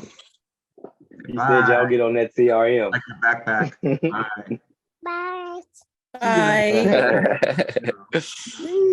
Go to mama.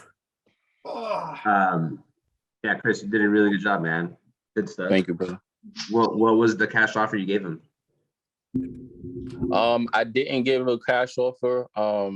Why were you rolling into listing it without giving him your cash offer? You said what? Why were you rolling into would you list it and or things like that if you hadn't given him your cash offer?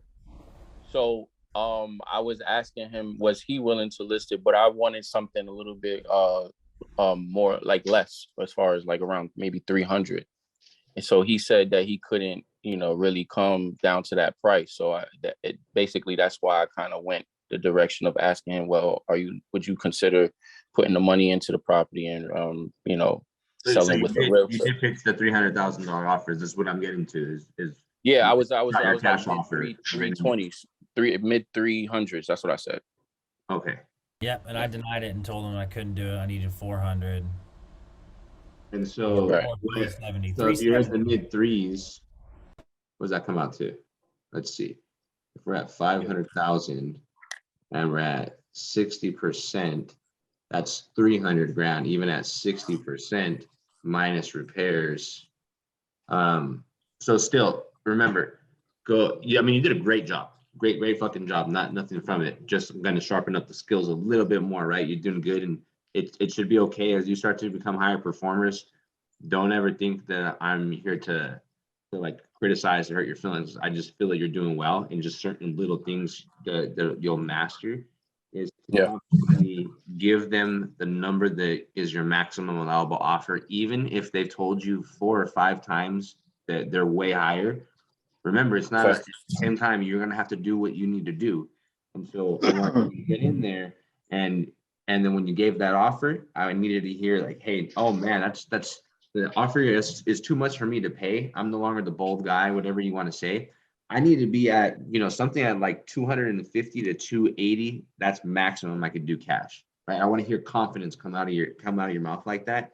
And then you roll into the next stages, but nothing bad, right? I'm just wanting you to get to that next level of confidence in doing it. You're doing a great job, man. I just know that I want you to stick to the game plan, practice to the game plan.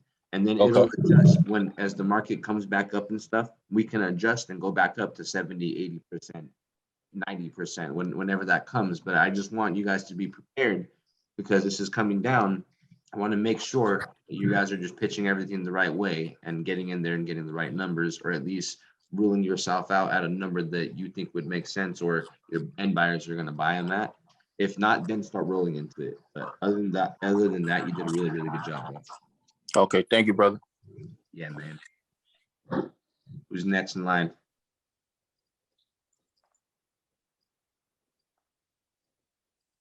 I don't mind going. Hey, I got a question though. Are we gonna do any live calls tonight? Yeah, we are after this next call. So I was only Okay. had a long beginning conversation. So typically we'll just roll into the role play. But Okay. I want to be able to get like an hour and a half, 2 hours of cold calls. So I mean of live calls or whatever. So we'll just do one more role play, and then I'll go into live calls. Okay, I got one for you unless you already got something set up. Cool, we'll do yours too. No, I have a few of them set up, but we'll throw yours in there too. Okay. Cool. So you want to be the end buyer? Yeah, it don't matter. I'll be the buyer. You know that? I'll do that. Okay, cool. Could somebody be a seller for me? Let's go. All right, Willie. Willie. Jason, Hell you know Willie? yeah. He's a good seller. Really good seller. When Willie said that, I already know you about to give me some trouble. You don't sound like the truest role-playing seller you ever heard. It doesn't sound like you're gonna really think that you're buying a home from a seller. Hey, that's what I thought. That's what I thought when Cameron was on there a few seconds ago. Yeah, man. But so Jason, what we do here is we're at a $500,000 ARV. So Willie will be the seller. It's up to him to say if he wants 550 or if he wants 350, whatever. It's up to him. But so you're on board that you know the market price in that area is around 500 grand. If you ever were to bring up, the build out, because it's a role play, it's 4-bedroom, 2-bathroom, 2,000 square feet. Really, you just got to pay attention to the $500,000 ARV price. And then other than that, I'm cutting in and out. Am I cutting in and out? Are you guys able to hear me, or is it my internet? Hello. I think that's Willie. Willie, we can hear you. I'm cutting in and out for some reason. I'm out actually in Oklahoma at our shop. And can y'all hear me? Yeah, we can hear you. Yeah. Shit. Yeah, can you hear us? I don't think he can hear us. Hello. All right, fuck it. We need another seller. It's all good, I Willie. might not be it. I might be in too bad of a zone. The Lord knows that He didn't want you to be a seller today. It's all good. I need somebody to step up and be a seller for me. No, I can't. I got you, bro. Let's do it. Okay, Willie, put yourself on mute. You're all good. Thank you, Mike. So Jason, you're gonna be trying to purchase a home from Mike, Jason. That's Trying. Come on, Mike. Don't be that guy. Trying. Cool. Hey, one thing. Remember, just stick to the game plan and match energy. Right. If somebody's pretty upfront, it's cool to be upfront with them. If they're real relaxed, you could be relaxed. But remember, I'm giving you 10 minutes, so use sense of urgency to get to the end goal. But try to mirror the energy. Okay. All right. Sounds good. All right. I'm gonna put myself on mute. I'll give you guys 10 minutes. Go. Let's get it. Ring. Okay, you ring. All right, ring. Yo. Hey, my name is Jason. I'm actually looking for Mike. Yeah, that's him. How can I help you? Yo, Mike. So I hear you own this property over here on 3rd Street, man. What's going on with it? What you got going on with it? I'm a local investor, and somebody said that you might be thinking about selling it. Yeah, for the right offer, I get a lot of calls, a lot of lowball wholesalers. You're right. So, I'm looking to. It's worth about 500. Neighbor just sold his for 460. I'm thinking I can get the same. Okay. All right. So tell me the story on the place. What's up with it? Roof is in good condition. It's kind of just an investment property that I had sitting. Tenants got a little a little behind. They got caught up, kind of trashed the place a little bit. It's a little rough, needs new flooring. Roof's about 10 years old. But for the right price, I'll let it go. If not, I'm just gonna hold on to it. Man. So, I guess, so I understand all of that, but what's the story behind it? How'd you end up, getting your hands on it? What got you into real estate? I just, I bought real low when the market was, took a shit in 08, right? So, I bought this property in 09 and, it's free and clear. So, it's just a cash cow for me. Yeah, I for damn sure understand that. I picked up me one 8808, and then the market took a shit on me as well. But everything turned out good. I turned it into some cash flow. I was getting, $825 a month off of it after the mortgage was paid. So I was doing real good with it. I didn't sell that until probably a couple of years ago, man. What were you flowing on this one right here?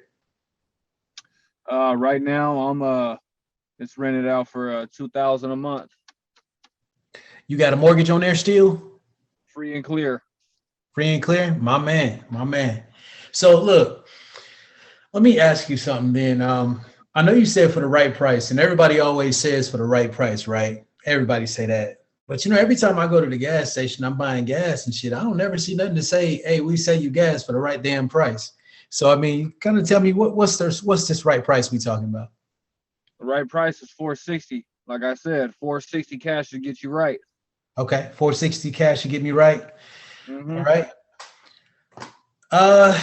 So what's the square footage on this thing? And you said it's a little trash. I mean, when you say a little trash, what does that mean? That could mean a lot of different levels to a lot of different people. Well, 10 being the pristine, it's probably about a 5. Okay. Okay. Well, I'll tell you what, man. I think, with me looking at it, and, I haven't had the opportunity to see the inside or anything like that, but with me being, a cash buyer and things like that, I would have to say, man, I'm going to be, probably closer to around about 230. I mean, how do you feel about that? I feel like you about 200 too short. Mm-hmm.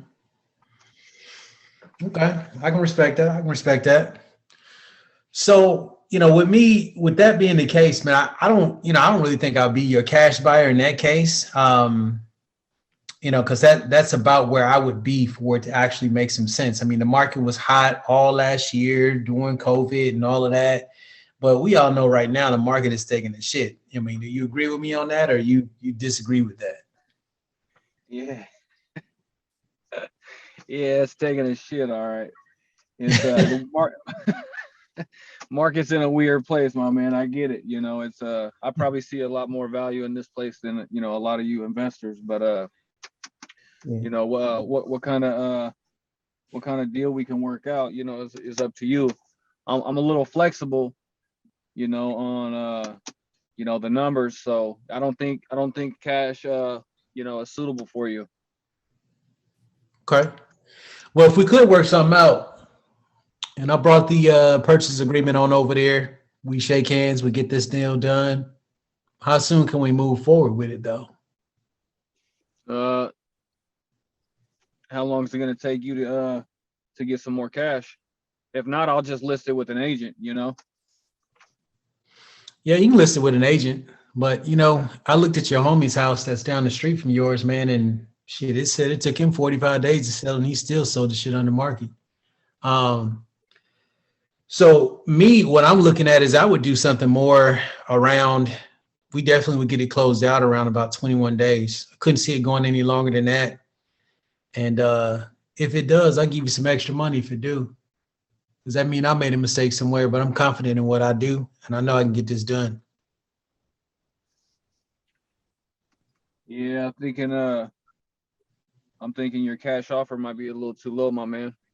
This may not be the deal for you.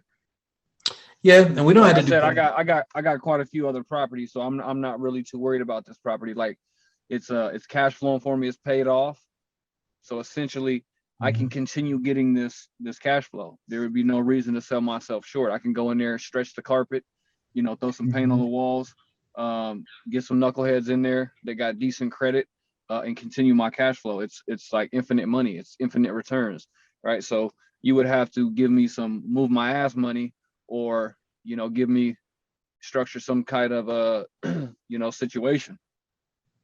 Yeah, and I'm willing to structure some kind of situation. And we definitely can do that. I won't, again, like I said, I won't be the cash buyer at that price, but for the deal to make sense, I mean, how close can you at least get to that? I know you're saying 460, top of the market, tip top, after sitting on the market and going stale a little bit is like 500, perhaps. But 460 in this trash, I don't know, it sounds a little tough to me. So I mean, how close can you get to where I'm at, or can we meet somewhere in the middle on that? Yeah, I mean, what are you proposing?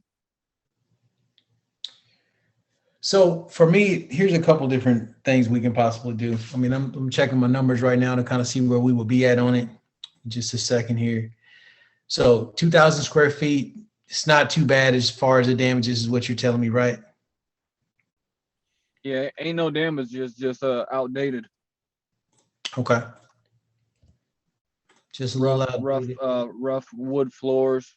It's got some outdated, appliances and whatnot. Got some waves in the carpet, sagging. You know, it's got popcorn ceiling, you know, so it's going to take you probably 70, 80K to make it, you know, decent. Okay.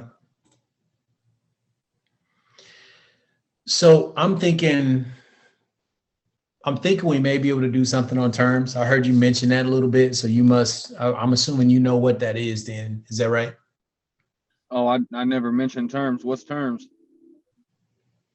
Well, you said structure some sort of situation. So what you mean by that?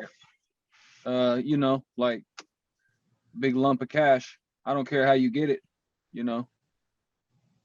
But if you want to, you know, tell me about these terms, by all means. Yeah. So how about this? I mean, what I'm thinking is if we're able to do something more on terms, you know, I can bring the number up a little bit more, honestly. But the most I'd be able to do on terms would be about 305 to 350, somewhere in there. Oh, and yeah, that's not gonna work. And what do you mean about terms? You know, are you saying that you're not gonna give me any money up front, or are you giving me down payment, or how does this work? Well, you know how when you go to, you know, get a car and stuff like that, and they usually will tell you what they want for a down payment and everything like that. You go into them and you're asking the bank for a loan, right? That's kind of what I'm doing in this situation. And so the bank tells you what they need to have in order to make the deal work. So that's why I'm asking you, you know, I'm going to flip that around to you and say, well, what do you need to make this deal work? How much down do you need? Well, you know, to get rid of this deal, you know, I'd like 100K, you know. I'd like to go buy a boat, you know, and you know, start renting that boat out. Okay.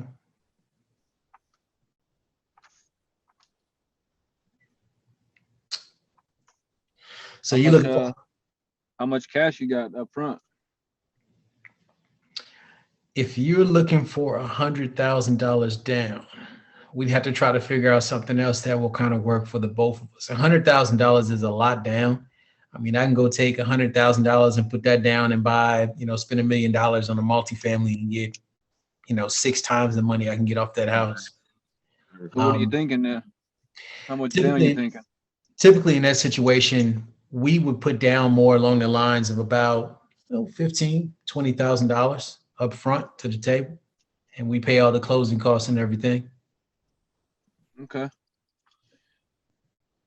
Okay. So what else are we talking? How fast? You know, what are the payments looking like? Time is up for structuring the deal, guys. Time is up. Yeah, I seen you type time big as hell. Time. I just seen that time. What do you guys think? You know, Jason, how do you feel that you did? How do you think? Man, not good at all. Were you able to feel off, or did you feel off, or how did you feel? You said, how did I feel the offer? No, I said, did you feel a little bit off? Did I feel a little off? Yeah. Yeah, I felt a little bit off on that, just a little bit. Were you trying anything new in there? I felt like you were a little bit off, but not because you're not good, because I know how you are, but maybe, I don't know if you were trying something new and you didn't maybe master it enough where it was new for you to think on the spot. What do you think? What do you think it was? Well, I knew what I was doing. I was actually running numbers in my calculator. Oh. So the numbers I was given was actually based on my deal calculator. Good. I mean, no, the lower numbers is right. Like, it's cool. Yeah. I was just curious, you know, how you felt on it.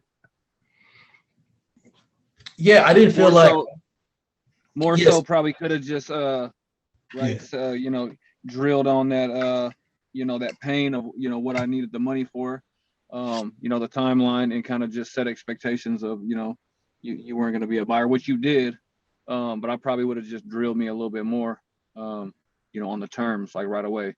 Ruled yourself out as a cash buyer like you did. Asked me if I, you know, would have been okay with listening with an agent and why I haven't, you know, if I'm trying to sell the property, you know, or just, possibly just why don't you spend the extra money to keep that tenant in there? Is it something that you want to do? it sounds like that's something you may be interested in. If achieving that purchase price is what you're after, you know, but I didn't make it easy for you though. Definitely didn't. No, you didn't, but I appreciate that though. I appreciate you doing that. And I did catch some of the hints and things like that you were dropping. It's just, I don't know why I wasn't able to pick up on them like I should have. But no, you definitely was dropping the hints that I needed and giving me, you know what I'm saying, giving me the things that I needed to say the right things and do the right things. Yeah, I wanted to have that tone with you because sometimes when the seller has that tone with Carlos, he'll kind of be not mouthy, but he'll say, okay. So it sounds like that, you know, you may want to keep the property. You know, it sounds like you maybe want to, you know, put the money into the property and keep renting it out because it's a cash cow. You know, it sounds like that may be a better fit for you.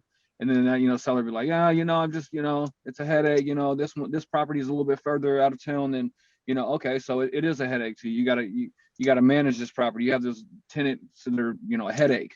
You know, they gave you, you know, problems, and, you know, all your other investment properties are on the other side of town. So this one doesn't really kind of fit for you. And you don't want to list it with an agent. You know, okay, I'll tell you what, the way that I could give you that price is, you know, terms. That's the only way that I can buy this deal, right? So, you know, kind of like that, because the way that my tone was, I was kind of like giving you shit a little bit. Yeah. And like when I was talking to a seller this morning, I think Chris was on the phone. I kind of had to match his tonality a little bit. He was, you know, and then I kind of like, you know, what am I trying to say? He was into motorcycles. So I started talking about motorcycles and it kind of opened him up a little bit, you know, kind of loosened him up. He's like, oh, you're kind of like my brother, you know, like you ride motorcycles. And then he was kind of more open to like negotiate a little bit. So shit, if I'm being rough with you, might as well just be a little rough with me. Get right to the point. Okay, sounds like you want to hold on to this deal, you know. But that's just my point. I'm sure that Carlos got his you know, how you feel, Carlos?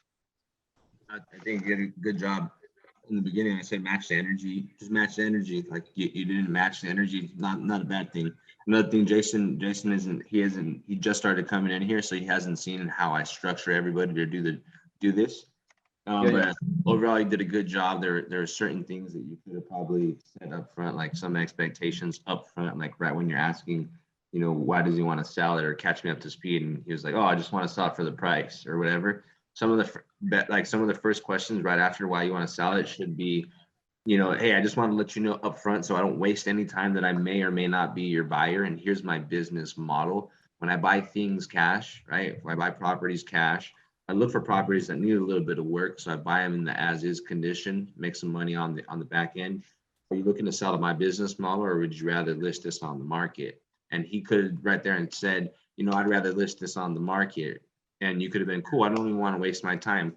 But one way you can still come back at that question, or back at that is, so you're pretty much cool with, you know, paying out the commissions and whatnot, and then having, you know, realtors and homeowner or potential buyers coming into the house throughout the week. And maybe they might be cool with it. Maybe they say, oh yeah, you know what? I'm really not too open to doing that. So then what if we took out the realtor and I got you a better number, right? So then you can still kind of work it. But the whole thing is upfront. If you set the expectations, it's very easy for you to find out this guy might not want to work with us. You know, it's quicker like that. Okay, you'd rather list it? Yeah, cool. I mean, have you just thought about renting it out and just keeping it?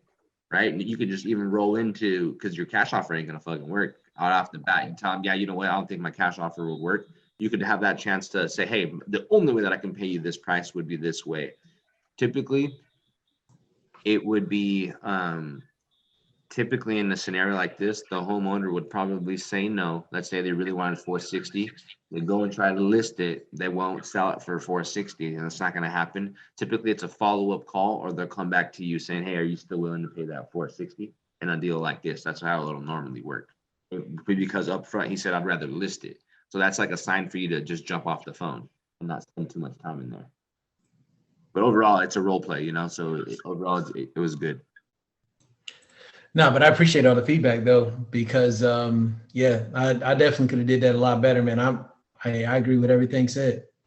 No, it's all good. Everybody learns their own way. And I just teach people that a lot of people can understand wholesaling and understand creative financing, but those are strategies on how to perform, or marketing, investing strategies, and then marketing strategies.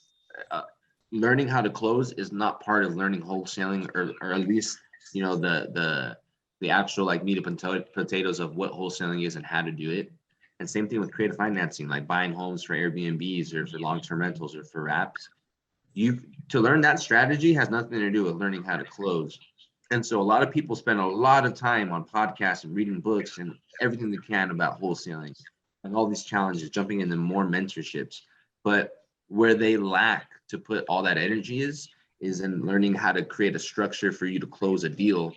That's all they really need. You don't need a whole year worth of learning how to wholesale or a whole year learning how to do a sub-2 seller finance. It doesn't take that long. It's pretty simple, especially when you learn it from somebody who knows it, which I can break it down for you. But what takes a whole fucking year is for somebody to actually learn to get better on the phone or learn how to close.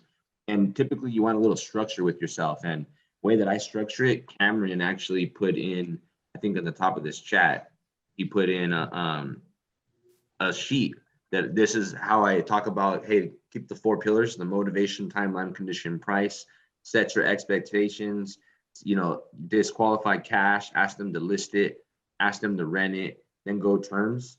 He basically created a little document for you guys. It's in there printed out.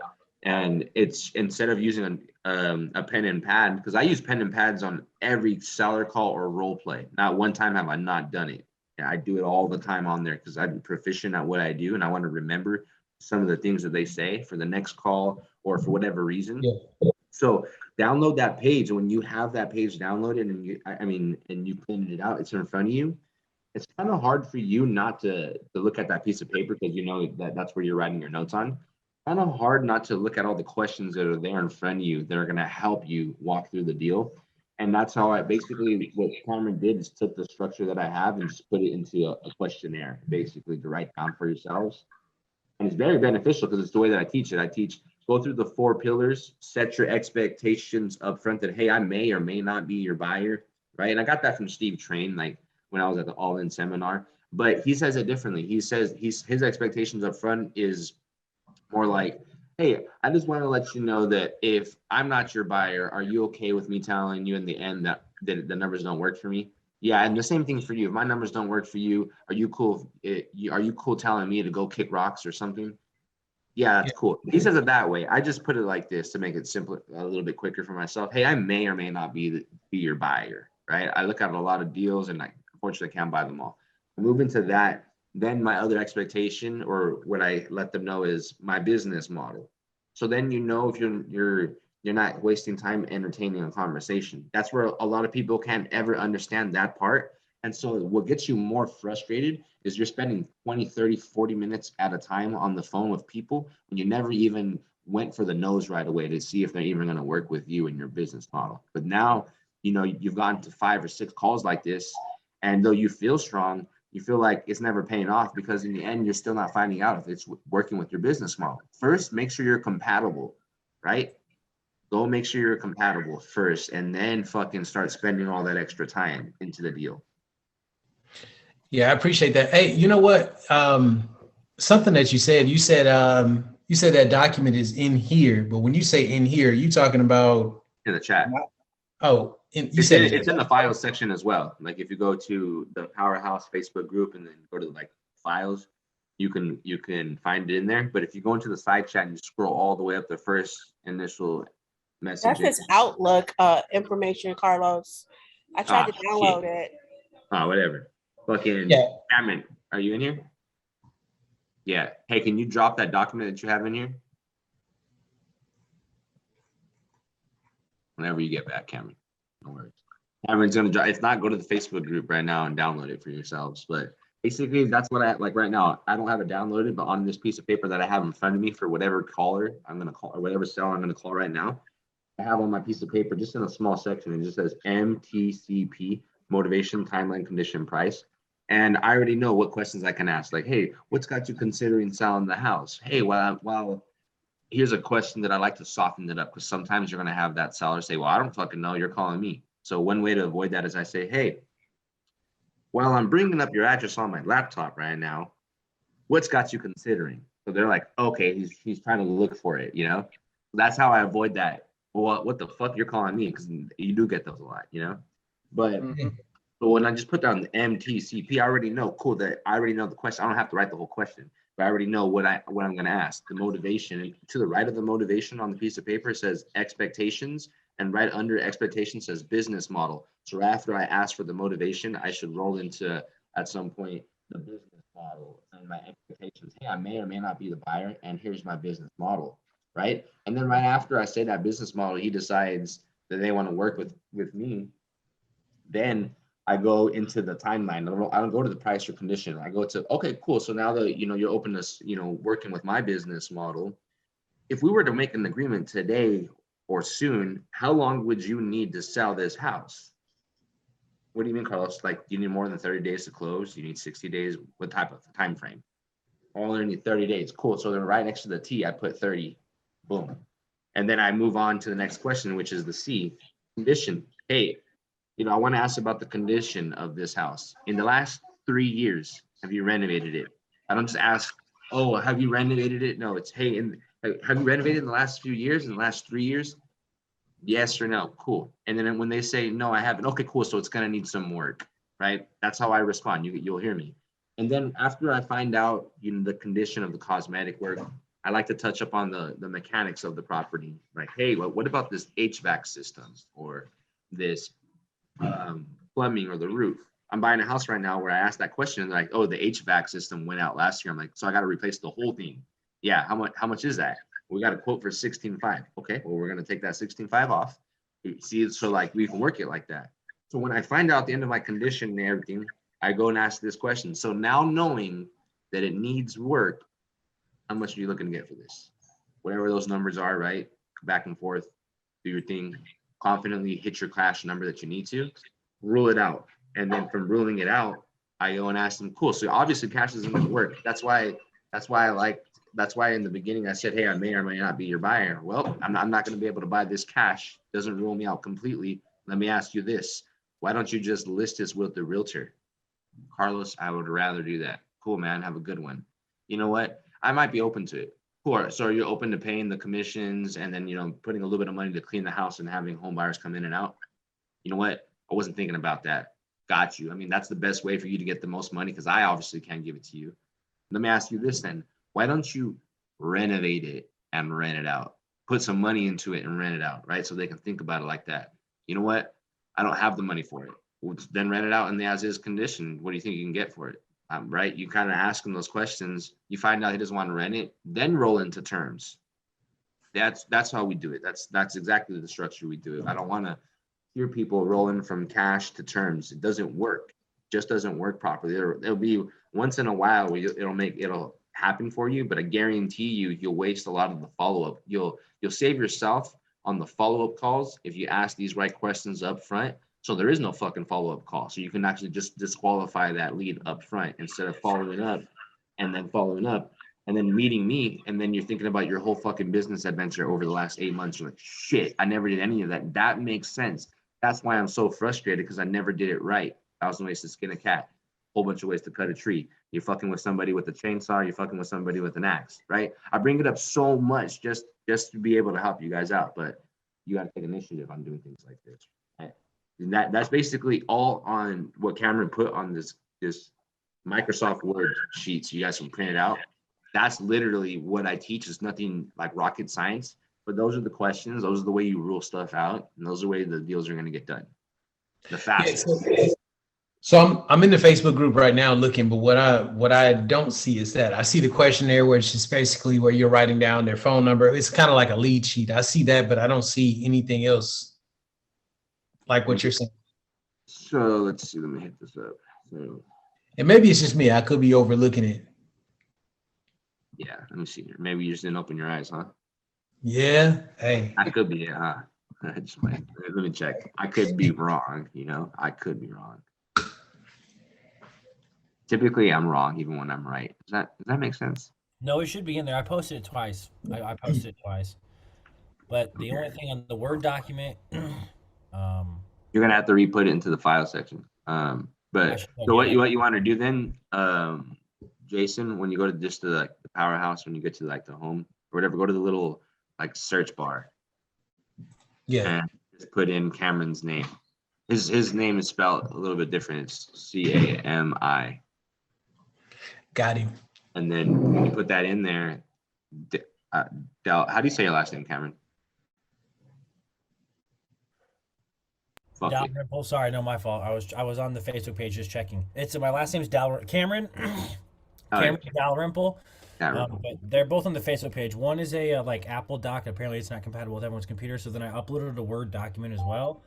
The only thing is on the Word document, asking price is going to be, it's going to look like it's on there twice. Price is going to look like it's on there twice. It's not. It's just part of asking price in bold. It'll make sense when you look at it. But customize and fix it however you want. Okay, hold up. I'm pulling it up right now. Literally, if you guys learn to just have a little bit of structure in what you do in your guys' calls, you'll find out how much easier things are. And then as you start to open up your own business and scale your business, you find out if you have structures, you're fine. If you don't, you see a lot of people like who are running around like with their head cut off, like a chicken with their head cut off. It sucks when you don't have a structure or you don't have a system in place. Standard operating procedures, all these type of things help the day-to-day activities, help the flow of movement without frustration or not knowing where things are. You want to be prepared. All right, cool. You guys are cool on that. You guys just download those. I'm gonna get into some calls. Let's see who's going up first. Let's see who we got. Hey, and on that one that I have, we probably will have to hit that one another day. Too late or what? Yeah, it's too late because it's after 8 o'clock there now. Those are my favorite. Where is it at? That's in Michigan. I don't think that realtor is gonna answer the phone. Oh, it's a realtor? Yeah, it's the one I was telling you about in Battle Creek where I started working with the homeowner, and then the homeowner had an investor come in and he said he was going to structure a seller finance deal with him. Then that dude ended up disappearing into the dark, so then he ended up hiring a realtor, and then the realtor told him she could get it done, and she ain't been able to get it done in 4 months. It's the way that it works, man. Okay, well, yeah. I mean, yeah, it's a realtor. I don't know how much of a high performer this lady is or whatnot. So maybe you can shoot her a text and see what's up if she's open to a call. If not, who cares? We'll get it tomorrow. Yeah, I'll shoot her a text. Cool. Okay, so Cameron, we should hit up your boy, the guy who was drinking up yesterday, or no? I mean, I'm down for that. We can try him. I mean, he did say to call him this morning, but we can try it. Because then Nathan, that's the second time Nathan said 1 through 3 works best for him. Typically Central Time, so I don't know if we should give him a ring, but I definitely think Doris is a free shot, bro. Let's do it. Did we call Doris, or did I leave a voicemail? Darius. It's Darius, not Doris. I'm saying it wrong, bro. It's Darius. It's Darius. Oh, okay. Well, why the fuck are you saying it to me like that so then I can practice the same way? I know, and you know what's even funnier is I was telling you that before the call, and then right before I was like, I think it's Darius, and then you said, "Hey, what's up, Doris?" And he said, "Hey, it's Darius." you fucking got me. I did, bro. I set you up for failure. Hey, that's my. Hey, I think because of that setup, that's why you got hung up on the first time you called. As soon as you said his name, that shit went click. Yeah, remember? Hey, Doris, this son of a fucking bitch. Like 3 more times for him to answer. I'm drinking right now. Call me tomorrow, player. All right. You wanted me to call him. I totally forgot. I didn't have time at fucking 4:30 in the morning to call him over here. I was doing something else. I think I was already in the shower or something. So let's do this. Got Nate right here. Okay. Doris, here we go. Got it down.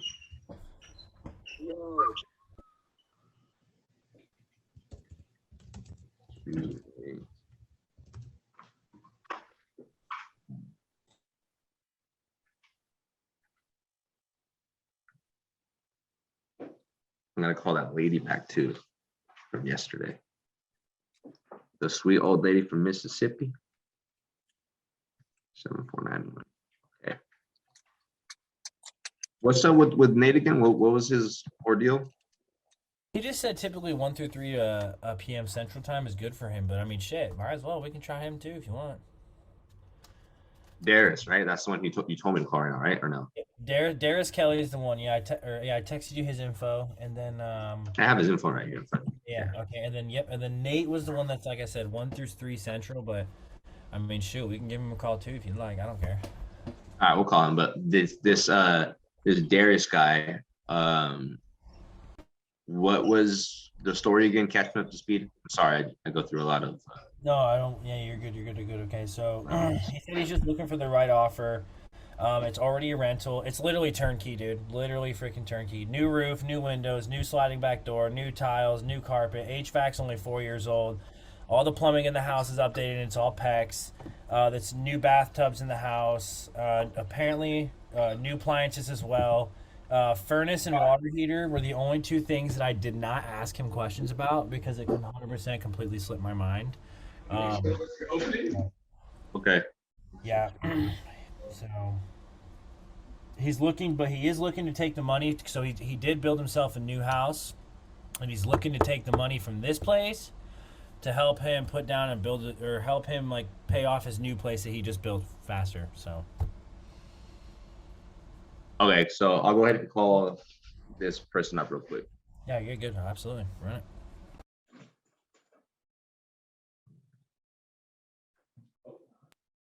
There we go. Everybody go on mute.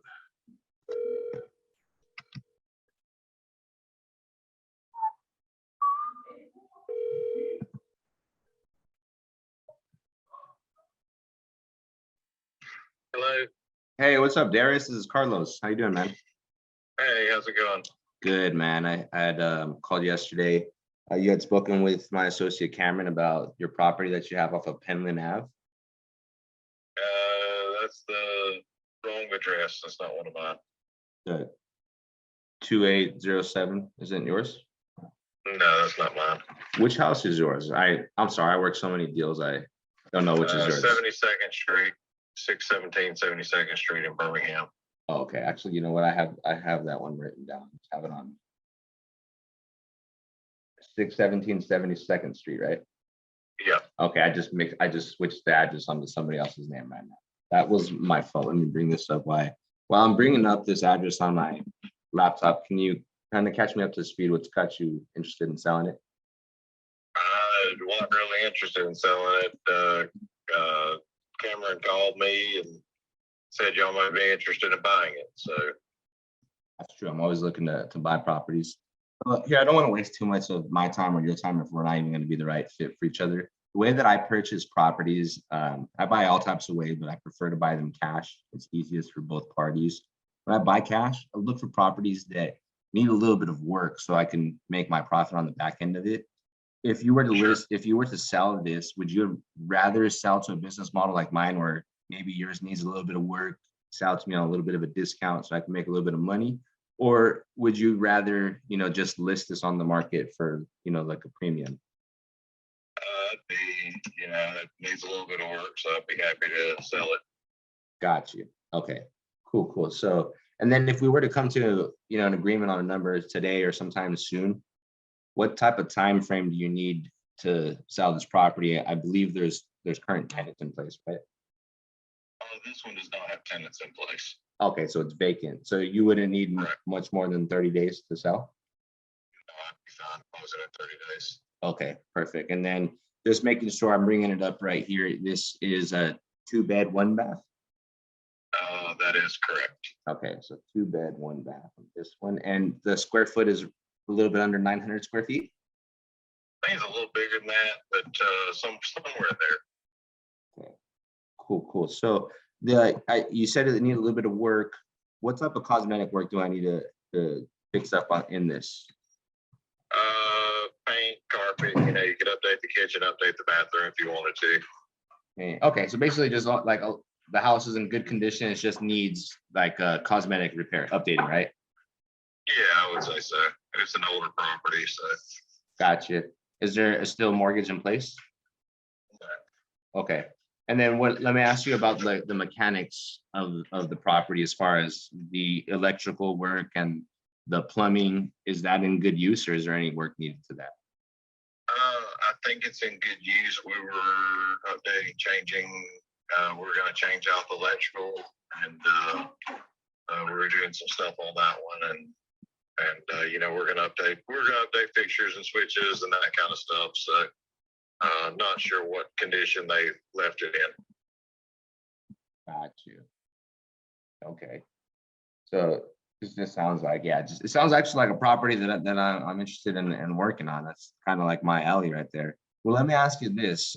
I'm looking at comparables right now, what properties are selling, like apples to apples type of thing. Knowing that it needs this type of work and stuff, what would you sell it to a business model like mine for? I don't know. I don't know what that little area is selling for. I haven't really looked at it real hard. I haven't done any running numbers. Yeah, What are you thinking that you can sell it for, fixed up? So this is what I'm looking at right now. I use Zillow, Redfin. I pay for a couple other sites that I can look for leads, or look for comparables. And now that I'm actually looking at it, it looks like everything is like 50 grand or less, 59, there's 23, 34, 3,000.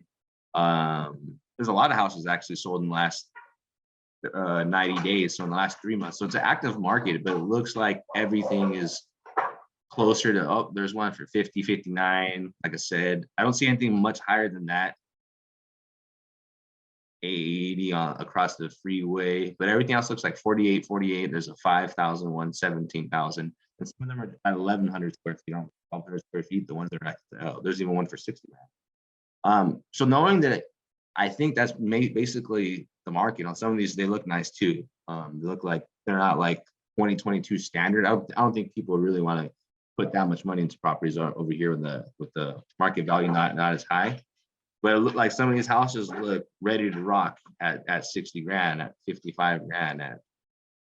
I think that might be it, especially with the shift and everything coming down. I think that might be the actual market value. When was the last time you checked out the market prices out there? I haven't looked. Okay, well, let me ask you this: when you bought this house, how long ago was it when you bought it? I bought it In 08. Okay. Did you spend, was the market pretty hot when you buy? I understand that it came down. You just got a deal on it, or because if I'm seeing it, got you. And sounds like we're going into something very similar to that, and it looks like I need a lot of work. This is where I'm at, so I don't want to take any more of your time if this isn't going to work. Me buying properties right now with the economy going down on prices and gas and everything, and the only thing that actually is going up is the interest rates for homeowners. For me, I look at deals when I buy cash in the beginning of the year. I was bold, spending 80-90%. Right now I'm closer to 50-60%. For this to even work for me, I need to be like probably like a 15 to 20 grand. I don't think I'd be interested in selling it. Man, I wouldn't even expect it. It's just the way that I have to be right now with what's going on. Before I would pay like 80 or 90, so I would give you a lot more for it. But let me ask you, from that 15,000, what's the closest you can get that number so I can even look at it to see if it even works? Oh gosh, I think we're gonna. What's that number? I don't know what the number is. I'd have to look at it. For 15, I just wouldn't even. At 15, I would take it. I would put carpet in it. I would paint it. I'd spend $2,000 on the house, and I put vents in it at $750 a month. You think so? That would be like the market rent right there, $750. I think so. Yeah, and I could squeeze higher than that if I wanted to do like Section 8. I could probably do $850, maybe $900 a month. So, but I think $750 a month would be. I think it'd be real easy. I'd be able to pick my tenant. I'd probably have 30 to 40 applicants at that price. No, for sure. It's going to be a good rental market right now with what's going on. A lot of people are not going to be able to afford these interest rates. So rent is basic. Like I like to buy and hold right now. I was doing a lot of cash buys to do fix and flips.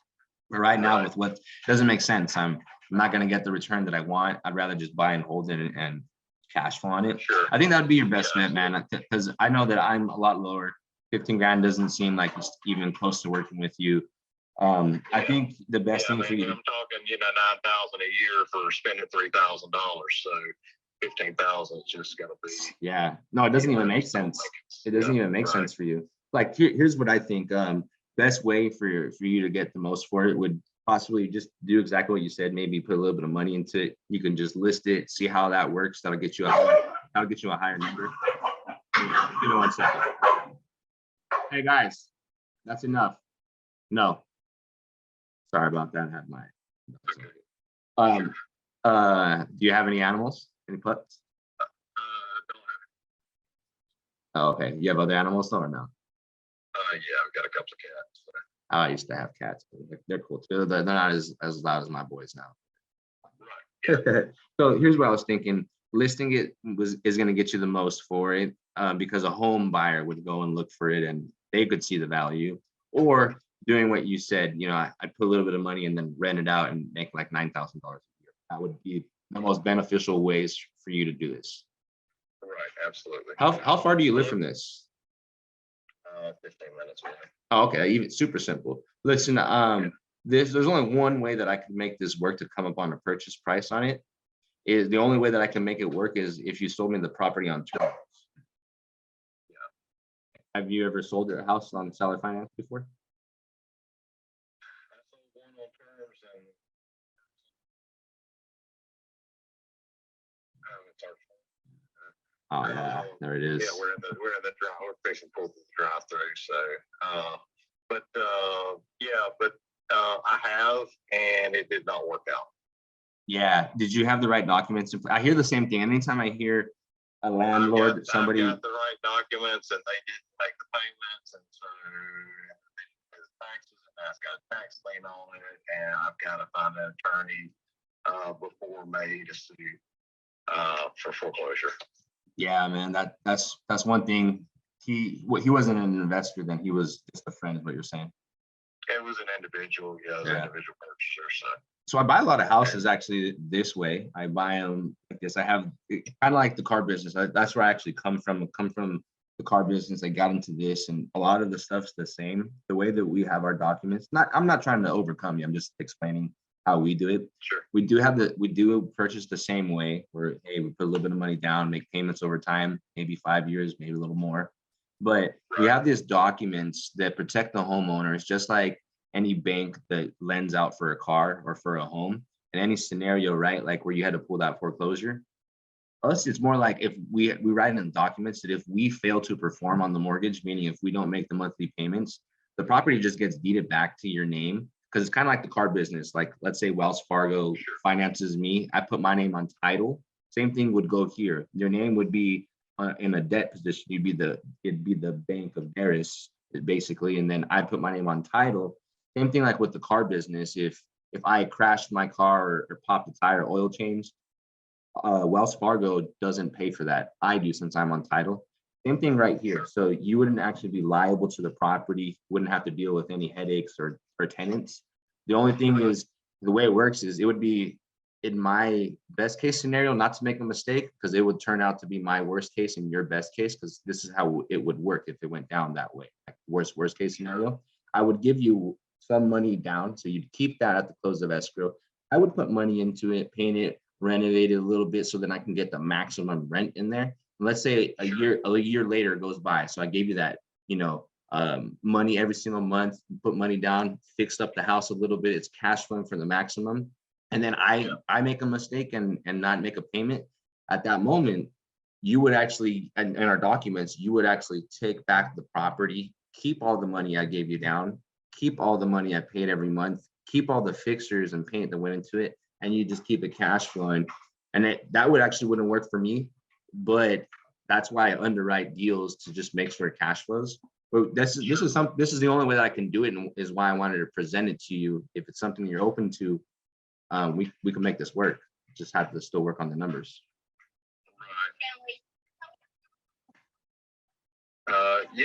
That might be something I would think about considering. Here's what I can do, because typically this is not the first phone call where we come to an agreement. It's like you already had a bad scenario happen during do this, or because of a situation like this. Do you mind if I grab your email and email you over the purchase sale agreements that I have? So then, not with any like DocuSign or anything, but just blank, so you can read them, or maybe even take them to your attorney just to look at them. And I can send you some videos on how we do this. Yeah, that would be fun. Okay, what's your email? It's Mythic, MYTHIC. Okay. Cards, CARDS, and AND games, GAMES, @gmail.com. Okay, so this is what I'll do, Darius. I'll go ahead and send you over an email a little later tonight, if not tomorrow in the morning. And I'll send you over blank documents of like how we draft up our purchase sale agreement. And then I'll send over the document that protects the homeowner. It's called a performance mortgage deed. And that's where it states that where if we make our mistakes, you keep everything. It goes back to you, no hassle, nothing like that. And in any scenario, if that were to happen, I have multiple properties where I could just come in and just, pay if one of my tenants doesn't pay. But that doesn't mean anything to you. I was just letting you know that I would rather not lose a house when I have other homes that I can just transfer money to. Absolutely, yeah, I understand that. I understand you can only get so many mortgages on stuff, and so much Exactly. so much capital you have access to. So that may, if we can get the numbers right, that might be something that we would consider working with. Cool. I mean, then it would take off it'd be easier to be in the banks. You don't ever have to come and check on it. You'd still make money every single month, passive income. It's tax deferred since I'm not giving you all cash. I mean, good benefit for you as well. Sure. Cool, Darius. Well, thank you so much for your time. I do appreciate it. I'll send this over to you a little bit later. All right, thank you. All right, bye. What do you guys think? Bang bang. Came in clutch, bro. I can't. Did I stick to my structure? Oh, you Yes, stuck you to did. That was fire, especially Stuck going to in my fucking structure, right? time. Did I lie about how I teach my structure? Do you see why? Do you see why it works so well? Yes, And sir. I enjoyed talking to him, and he was never serious the entire time. He was like, he was open to it. Then I gave him the legitimate offer. So here's the thing. Here's why I'm going to share my screen. This is what I was able to see for his ARV. Right? The reality is his house is somewhere right here. I took 50, 60 as the highest, even though I see 95, 170. But here's what I'm thinking. I don't know right off the top of my head if these were bought in bundles. So I had to do a little bit of research for 177. Why is 177? But so much shit right here is 1,000, 22, 3,000, 5 grand, 50 grand, right? So I'm going to be conservative. And I was truthful. I told him 50, 60. You could probably look it up and see. But here's some things you can do, right? 75, 80. Maybe this might work. Maybe these might be real numbers. And if I decide to wrap it, I could sell it for 75, 80, or 100 grand. What if I get it for 30 or $40,000 with maybe $5,000 or $10,000 down? And he gives me a really good term on it. And on a wrap, all you have to do is exactly what he said. You just have to touch it up and put somebody in there. On a wrap, you don't have to get it to 2022 standards for you to get the maximum amount of rent or purchase price. That's why I like doing wraps. That's why Michael, who was on the call earlier, talked about wraps too, because you turn the deals that you can't see. This wouldn't be a deal for me if it was long-term rental, putting money down on it, fucking probably want like $300-400. It wouldn't make sense. But if I can put it on a wrap and go from $750 to $1,000 because I'm giving somebody the opportunity to come and move in here who couldn't get a loan, and then I'm going to shower financing at a higher interest rate, we're going to lock this up with no money, with no interest if we come to it. So I never brought it up. I just said some money down, right? He had a bad scenario with his friend. That's why I said, I heard you put your friend in it. It already sounds bad, right? Like all of this is why I was able just to come into almost an agreement with Lynn, allowing me just to explain what I would do differently than your friend. That's all. And I told him, I'm not here to overcome you. I just want to explain the way that we do it. Yep, but Carlos, so one of the things I did like that you did is that you dug. So when he said that it didn't work out before, you immediately asked about, was this a person that was like basically like a personal friend or something like that? Yeah, well, because as an investor, we're a little bit like how I told them. Why would I want to lose a property if I have other fucking deals I can just cook? That's something you don't want to do. It's not the most professional. You want to be able to factor in your money within the same property instead of having to borrow from another property or something like that, right? You want to be able to make it work. But in a worst case scenario, instead of you fucking defaulting and making it look bad for yourself, pull out some fucking money from your other deals that you're making. That's why you want to be so busy. So if in a scenario, I purchased a lot of homes. A lot of them have not gone as planned. Like, we got to push this, extend this, do this. Lenders fall out. It gets annoying sometimes when you're working them. It happens all the time, right? Right now, all I did was just get into where what was going to work for me. I told him where I needed to be, then went through listing it and renting it. He was open to it. He brought it up already. And then I went into, but here, this is the only way. I stated it. Then he brought up that scenario. He already came in sounding already negative about the scenario. when he brought up his friend, you guys should always like respond when they say, "Oh, I brought my friend." Oh man, that's the number one mistake I hear every landlord say. I bring my family or friend in here, and boom, sooner or later they're living for free, and you're paying. And you bring the pain more, right? You guys have any questions? No, fire call. Collectible business like Dungeons. I don't have any questions, but that real estate agent said go ahead and give her a call. Who would it? Okay. What was up? I do have one question. Hey, Carlos, I see that it's recorded. Where do you go to actually see the recordings? You guys just gotta subscribe to my YouTube. I see. Okay. Yesterday we had a whole fire role play for the first hour and a half.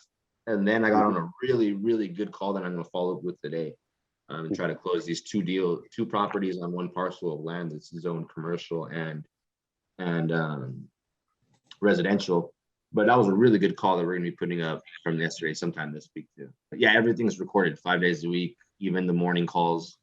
They're recorded. We may not always post them up, but they are recorded. But we do post up basically everything that's recorded from 3 to 6. Okay, well, you just got a new subscriber to subscribe, bro. I just seen you subscribe. That's my man. That's right. That's what we Yeah, do. we'll post them up here. Right? Don't worry about it. We got you guys. What's up? Structure, right? That right there, that questionnaire was Cameron made the questionnaire off of me just repeating the same thing, the structure that I tell you guys. He made it easy, even easier for me now because I actually write it down on every piece of paper. I can just print them out. The only thing is I would probably minimize it into two seller calls on each side on each piece of paper, so then you can maximize that piece of paper because you don't really need the whole fucking thing. Like I do use about 40 to 50% of one piece of paper though when I have the seller call. Like what I wrote down in this call wasn't too much. I just put I had wrote in mortgage none, motivation to sell really didn't have much. Then I put vacant, timeline 30 days, condition needs paint, carpet, kitchen, basically everything cosmetic. He said plumbing and electrical was a little bit iffy, may need to change that. And then I'd asked them, about the tenants or what it was renting out for. It went over my expectations in between there. And then basically just hit them with my purchase price. And from there, I didn't need to take down any more notes because I already had the minimal notes that I needed. And I was just going to go and negotiate now. Like I teach everybody, you only negotiate when a number comes up. That's when you become firm. And then that's the only time that you put on your game plan, like your game shoes on and stuff, and you roll out. Other than that, go back to agreeing and playing your time with the person on the phone. So just get off of the close or get off of the numbers once you're done talking about numbers. Somebody else had a question? Yeah, this is Bill. What's up, Bill? I'm new to the group as of this morning. What is your YouTube channel? Let me post it up right here. What did you guys think about that call though? Did you guys find some value? Was it whatever? Was it like, wow, that worked? It was totally, it was great. I thought it was pretty good. Got some good information on there. That was your worst I call like ever, the Carlos. tone. I like the tone. He was very laid back, and he was very not talkative, but you kept it going, and I like Control it. Gotta control it. The one that controls the conversation, asks the right question. Remember, they don't know what's up, what we know, and really, it's not about overcoming shit, but it's about educating them as well on what they don't know. That's how you get into it. It's not just about, that's why I talk so much about, don't worry about negotiating the whole time or the scripts. You're not learning the game the right way. You're not learning the art. All you're doing is sound like a fucking robot and only considering about the numbers. It's really about first how upfront was trying to be compatible. Right? Once you set the expectations and you know what? He was like, I would sell to you at the ad, it does need some work. Right there and then I rolled into now building the full rapport. If he would have told me, nope, I want the full amount, I would have not built the rapport. I would have just ended the phone call. Right. So then I go and build rapport, talk a little bit. He wasn't talkative, so I kept the pace up. I kept asking questions. I knew what I had to go through. I used sense of urgency, because if I go and slow down and don't know what the fuck I'm talking about, I'm gonna lose him. And so I'm moving through the conversation, moving through it. Everybody's different. They can take 30 minutes, take a little bit less. This was a 14-minute call. Perfect, right? Went in through the whole thing. Typically, these type of deals, they don't agree on the first call, the second or third call, sometimes up to 8 calls once they become open to it. This guy might be open to it on the second or third call. I got his email. That's what you guys want to do. Hey, let me just present it to you, at least what it looks like. So if you're a little bit nervous, you can actually take this over to your attorney, because he had to get an attorney at some point and then had to go and get a foreclosure on his own friend, right? But if I can show him upfront the documents without having to, scare him by sending him over a DocuSign, he can look at those documents with nothing in it and read it, and even have his attorney read it and say, you know what, this looks good. You're going to be protected in this deal, Darius, or whatever, And then when I go into the numbers, that's it. That's the only time I went to the numbers. The 15, that was the only time you heard me talk about the numbers, and then I rolled off, and then I switched to, let me send you the emails. I don't need to present numbers after that. We're done. You want to get them off of that. You want to, what I was taught in the car business is, once you lock in that agreement and everything, you fucking now take their mind off of the numbers, let them not think about the numbers, and start talking about what you found out about them. He had cats, right? At this moment, if we wanted to talk more, we could bring up cats, all these other things, right? To keep their mind on a happy place. Now off of the numbers, Close the deal, get it signed. If he wants to say something after, he can, but he can't do anything about it. It was different in the car business. We were taught, it was more of, we're going to rape everybody type of mindset. Like legitimately, that's how they taught us, like pound everybody. Like in the back, after you close the deal, people would be like, nice. I heard the whole thing. They allowed you to drop their fucking drawers and you fucked them right in the ass. Yeah, we're making so much. That's literally how we were taught. Right here, it's cool because we don't have to be aggressive salesmen. And we don't have to talk like that anymore. Right here, it's like, cool. I just break down how the conversations go. Let me turn on my light now. Yeah, that's why I need to work on, because when they're short like that, like, yeah, no, you kind of, okay, where to go? Should I go left? Should I go right? And then that floor plan, the structure is going to very well help when you do have a seller that's very short and not really giving you too much information. You'll never be lost with structure. You're only going to be lost because you're not sticking to the structure. Whatever the story is, you're going to have to consume that. You're going to have to hear what they're saying. Don't allow your nerves or your emotions throw you off your game plan. If he's saying 500, 500, 500, and you already ran the numbers going over the conditions, you need to be at 350 or 300,000, and he said maybe 460, and you're so scared because there's a $150,000 gap, you're not sticking to the game plan. If you're coming up to their number, you're not sticking to the game plan. You have to stick to your game plan, because remember, you have a second game plan I'm teaching you, the creative finance way, right? Some of you guys are sub 2, the ones are not. You're learning it at a high level very quickly.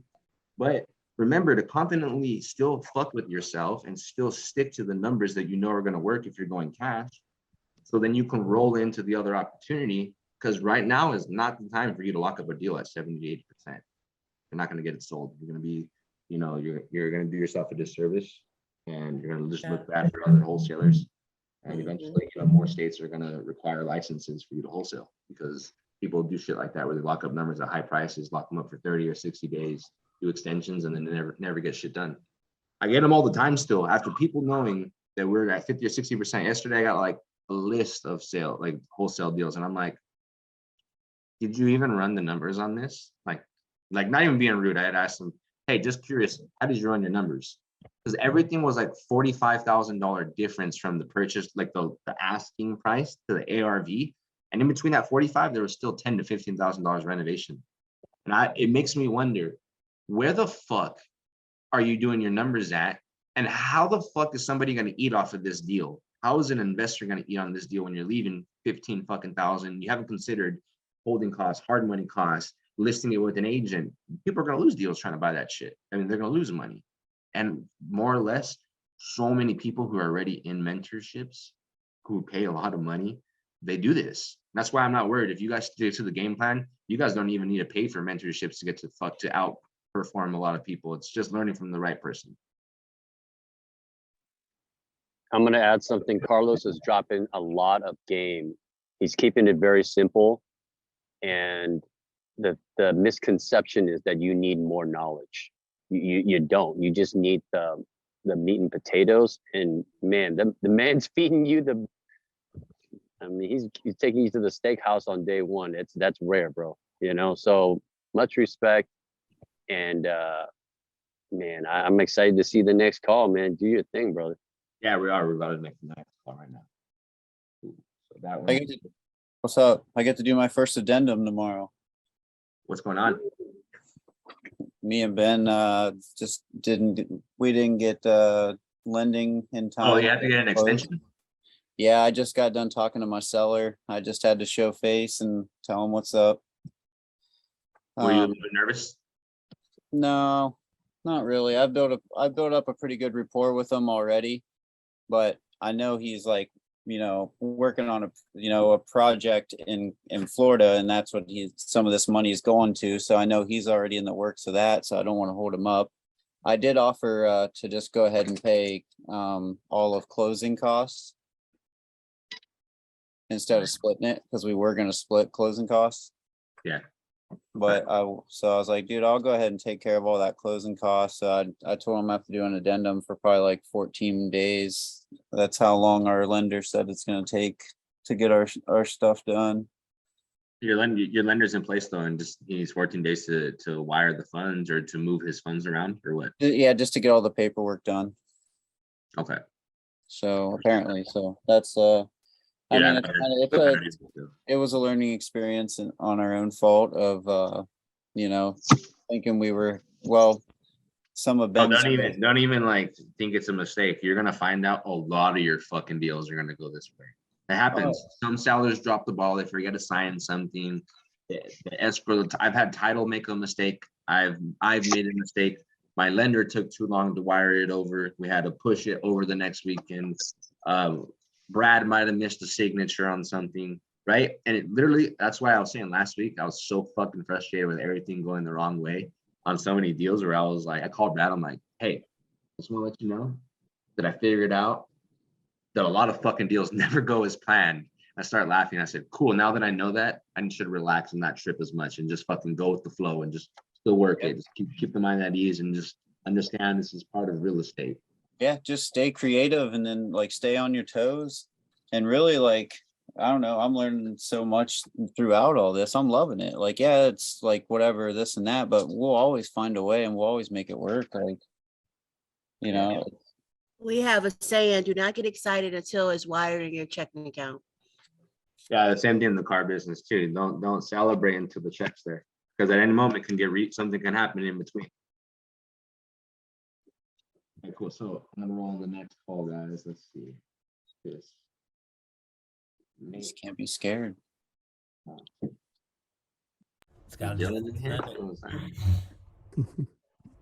gonna talk to this old lady. See what I mean. This fucking seller lady. Oh, fucked up old lady. There you go. Jesus. Okay, here we go. Hey, Zach.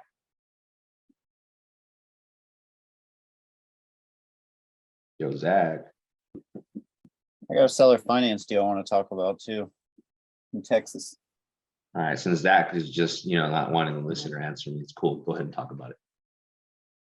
Well, it's in Port Arthur, Texas. They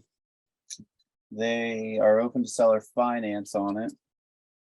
It looks like it's been flipped or rehabbed already. This came in through my funnel on the CRM, Dustin. You guys are gonna fire. You and Mike are getting so much fucking fire leads. Whenever I get the CRM, because I don't have one right now, I'm gonna go that route so I can fucking automate everything on there. Sounds like you guys are already getting hot leads right off the bat.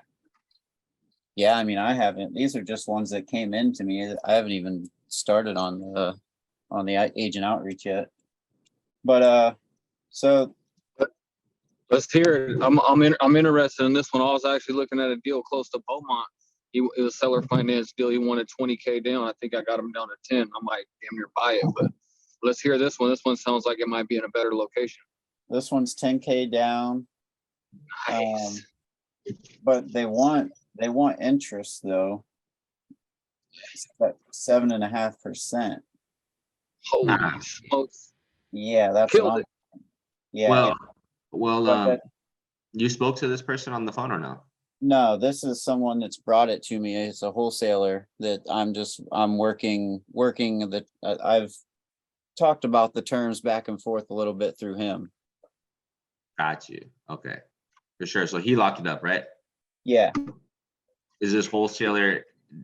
Are they learning creative finance from somebody else, or are they just kind of like winging it, learning it through YouTube? That I'm Would not you sure. not bring those motherfuckers in here so we show them how to lock it up so we can buy deals? Yeah, for sure. I wouldn't go with the 7.5 mark route though, dude, because you can get a brand new home, hard money on a new home for like less. I had a guy tell me 2 days ago he wanted 9%.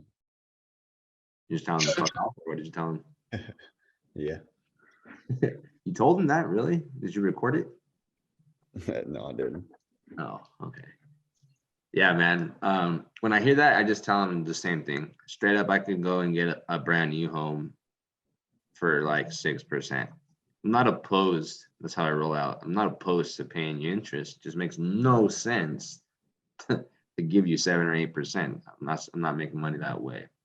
And then, you can try to fucking shoot for no interest by let me finance the interest. Let me just tack it on top of the seller price at the sales price. Here's another 15 grand or something, right? You start with 10 or 15. And then if that works a little bit or it doesn't, just say, hey, well, let me finance half of it and pay you some interest. I'll pay you like 3% and still give you 15 grand on top of the purchase price or whatever.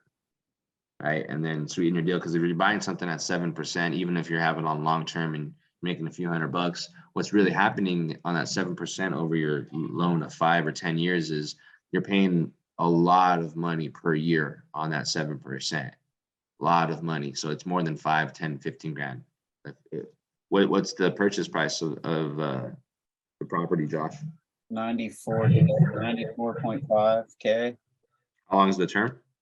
10 years. 94K, you said 94.5? Yeah. At 7%? Yeah. 7.5 is what they said. That's what they said. That's the lowest they said they would go.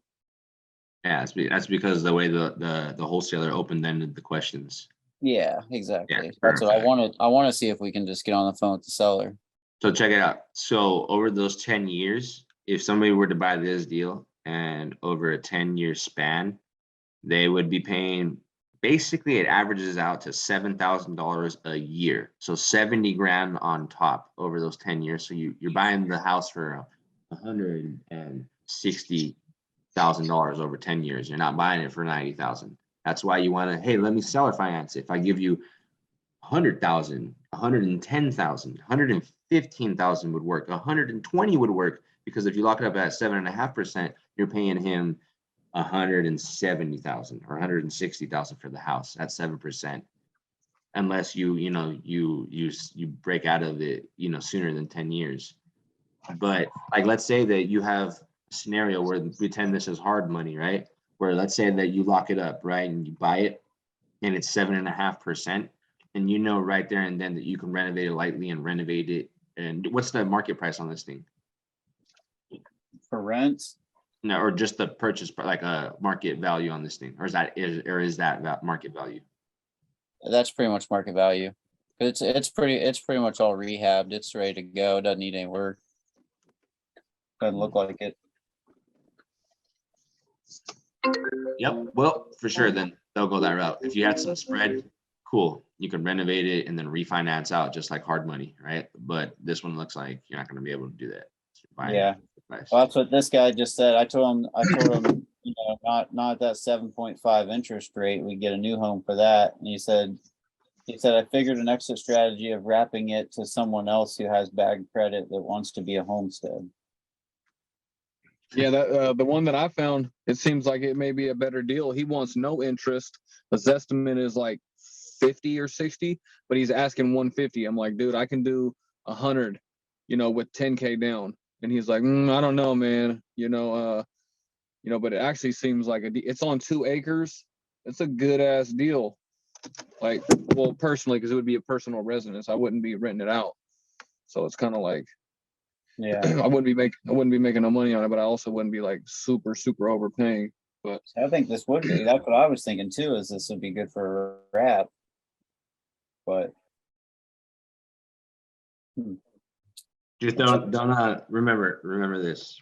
I teach you guys all the time. Use the approximate numbers, and if you can see a deal on approximate numbers, cool. You probably have a better deal than what it approximately shows you. For your level of expertise, if you need more spread on the deal or cash flow, stick to your criteria. If you're cool with buying things at market price to be able to park your cash, to just buy and hold and make a little bit of change, that's for maybe the next step as an investor when you have a lot of properties and you just rather park cash everywhere, just accumulate whatever it is. But if your buy criteria like me at my level, I need to actually have a little bit of meat on the bone, no matter if it's 20 grand or whatever. I need a spread right off the rip. After all expenses, paying everybody back and everything, there should still be a spread for me on the purchase to the market price. And I do need cash flow. I'm not going to buy something that has, that unless it's like a market price, cool if I'm making good money on it. But other than that, most of the time I'm looking for a spread from purchase to market price, and then I'm looking for 400 or 500 minimum on the income. That's why I go wrap, so I can make that $400 or $500 spread, and then it be my net instead of my gross, because I no longer own the property, so I don't have to put 20% away every month for a broken toilet or door. Hey, Jason. Okay. I'm supposed to call this agent, and then when am I going over the terms with her?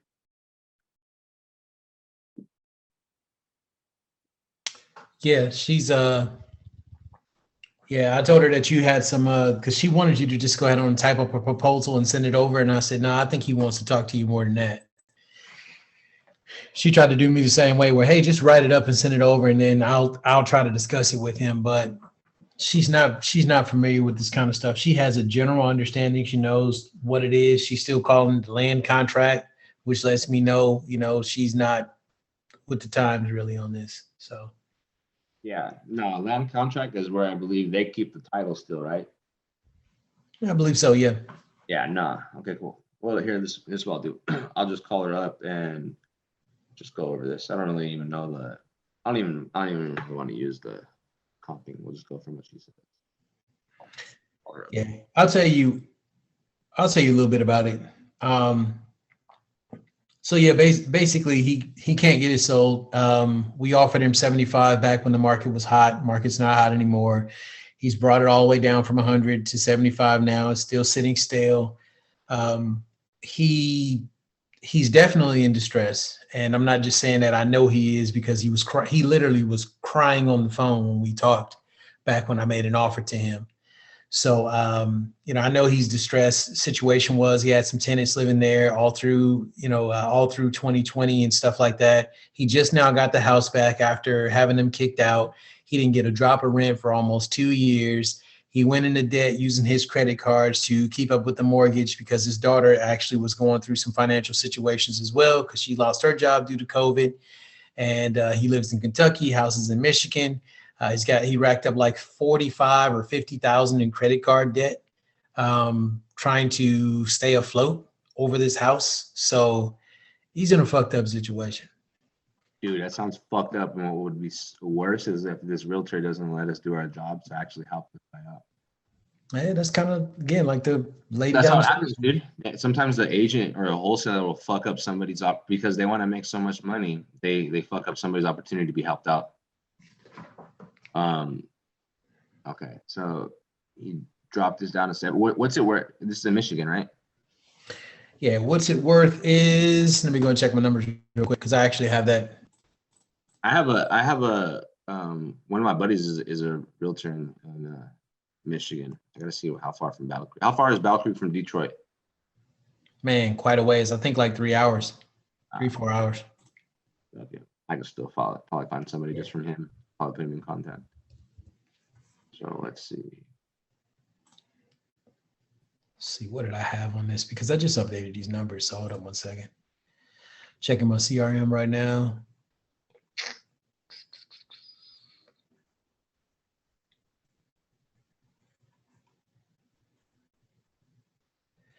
estimated ARV is about 145. I think it's going to be a little bit less than that. I last ran these numbers, I think about a month ago. So we're probably looking at about 130, 135 if you want to. Okay. Yeah. So I see 100, 115 max probably. I like running comps like apple to apple. So 10 years prior to being built, 10 years after, 250 square feet more or less. And I get an apple to an apple type of thing.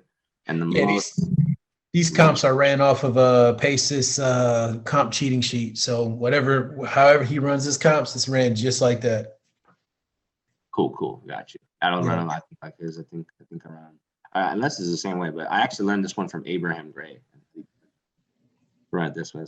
I like them more. It makes me more confident when I give my answers. Hey, Mr. Seller, I like doing apples to apples, and if I have to go 40, 50 years out just to find a house that's comparable to yours, to me, it doesn't really sound like an apple type of thing.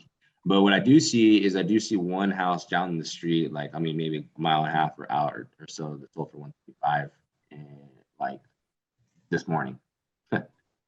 Oh, that one went ahead on the sold. I've seen that house before. Yeah, cool. Let me just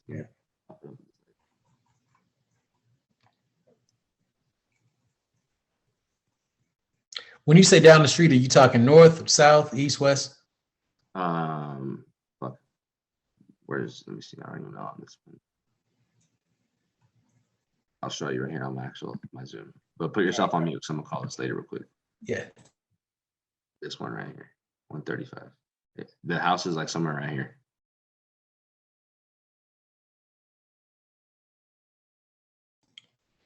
Okay, cool.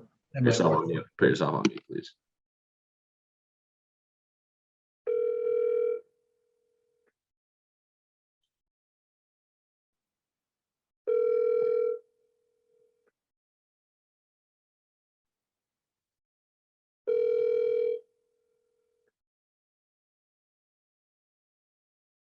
Hi, this is Lori from 5 Star Real Estate. I'm gonna call her one more time and then I'm gonna shoot her a text. She'll probably get back to me that way. All right. I probably should have said the 760 number. Should just call him. No, she asked me for your number. Okay. She's like, I'm gonna avoid this fucking call. Yeah, she knows it's you though.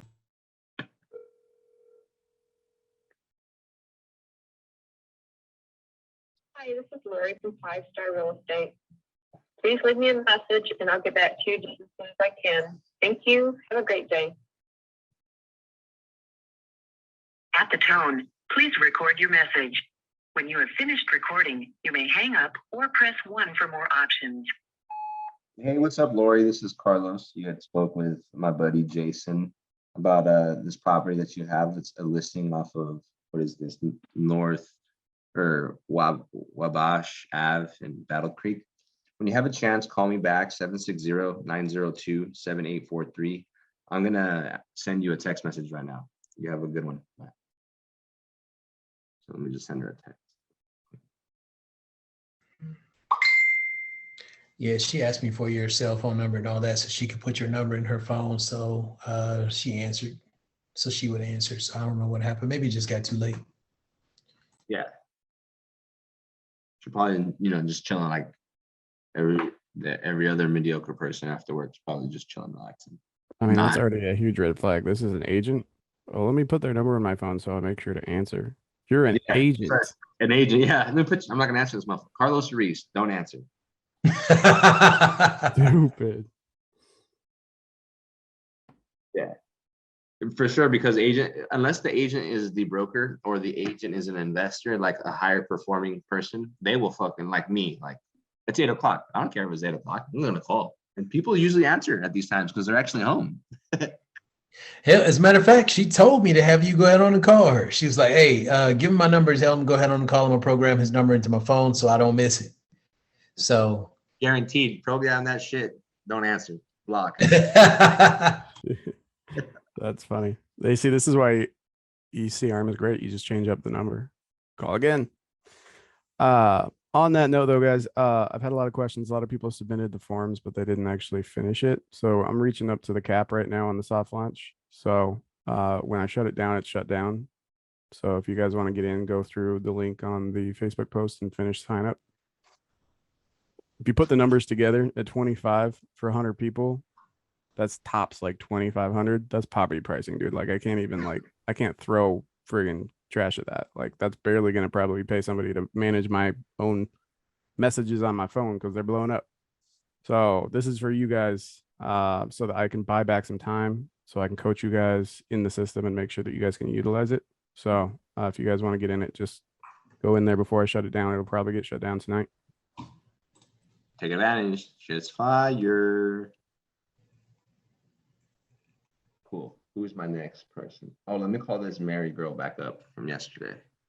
This older lady real quick. 708-380-0135.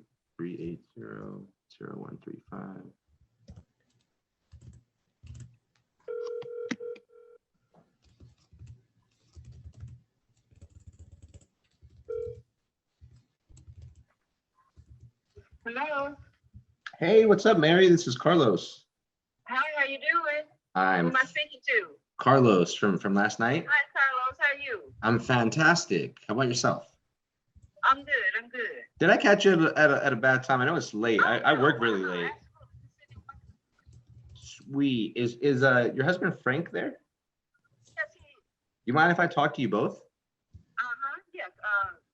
One going to where it's a little quiet. Even better. Thank you so much. Okay.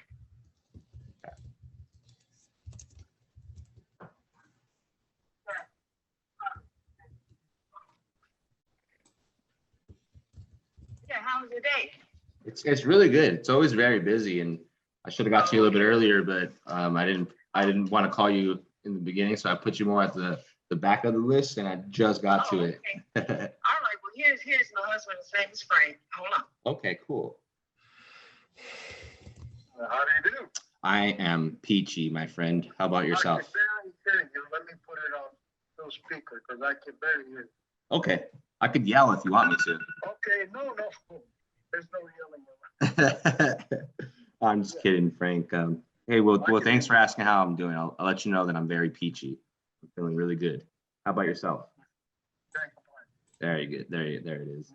Yeah, so I had spoke to your wife last night and kind of just talked about the property that you have. She let me know that you had these two properties on the same parcel of land, and that the smaller unit is permitted, and the zoning of this parcel is zoned residential and commercial, correct? Right now, one lot, one huge lot, it's only one PIN number, Okay. and it's all commercial. Both the PIN number, the piece of stretch property is. Oh, okay. So it's only zoned commercial, not residential, correct? Well, it was residential, and this piece of property is a stretch of roughly about 5-6 blocks, and that's the only residential house that is left there. Gotcha. I do see that. I'm looking at like a map view of it, aerial view of it. Right. Well, to the south of it is all residential, and to the north of it is all commercial. East of the house is commercial. Both east and west of the house is commercial. So it's like a little abandoned house in a little island of commercial district. Nice. I've noticed that. It looks like it's literally like the last house right around. It looks like everything, all businesses opened up right next door. Right. So typically when a property is zoned commercial, it's actually non-financeable for a homeowner to, like, if you were to list this on the market type of thing, you wouldn't be able to get a homeowner to move in unless they paid cash themselves, because other banks don't actually loan for commercial properties like this. It's mainly cash, or like a third party lender comes in to fund the deal. Well, this is I've been getting a lot of calls because there's two directly north of my properties. It's like one 50 by 125 lot that also was commercial, and that has been awarded to the the city because I think they failed to pay the taxes on it. Yeah, typically that's what will happen sometimes. There will be like one house or two houses left in like around the business commercial area, and then the city ends up buying it eventually. Right, that's correct. Yeah. So, So so people that have been asking is, I think it's because they want to buy both the city lot and my property. got you. Yeah, no, I totally understand that. Yeah. So I was speaking with Mary yesterday, and she said, big reason why you're selling is, you a lot of your children have moved to Texas, I believe, both your children and or. No, we have they're all spread across. They're all over. Yeah. They're all over. Okay, So really, you guys are just ready to exit the business as landlords. Really don't want to be a landlord anymore. No, not necessarily. Listen, I bought this property about 50 years ago. I zoned commercial because I had interest in putting a business there because I had a business across the street from it. So Got you. I've been in business for all my life. So Right on, you're a strong entrepreneur. so now that we're getting a lot of calls, it's all right. Well, I know that I wanted to follow up. Let's offer, we'll talk, negotiate, Cool. Yeah, so I know that the 1417 Sunset Ave is currently rented for 12, but if it were to be, cosmetically renovated, you could get 15 to 16 is what Mary said. Does that sound about right? You're talking about 12,000, 16,000? No, 15 to 1600 a month for rent, because I understand it's rented out for 1200 currently, the 1417 Sunset. $850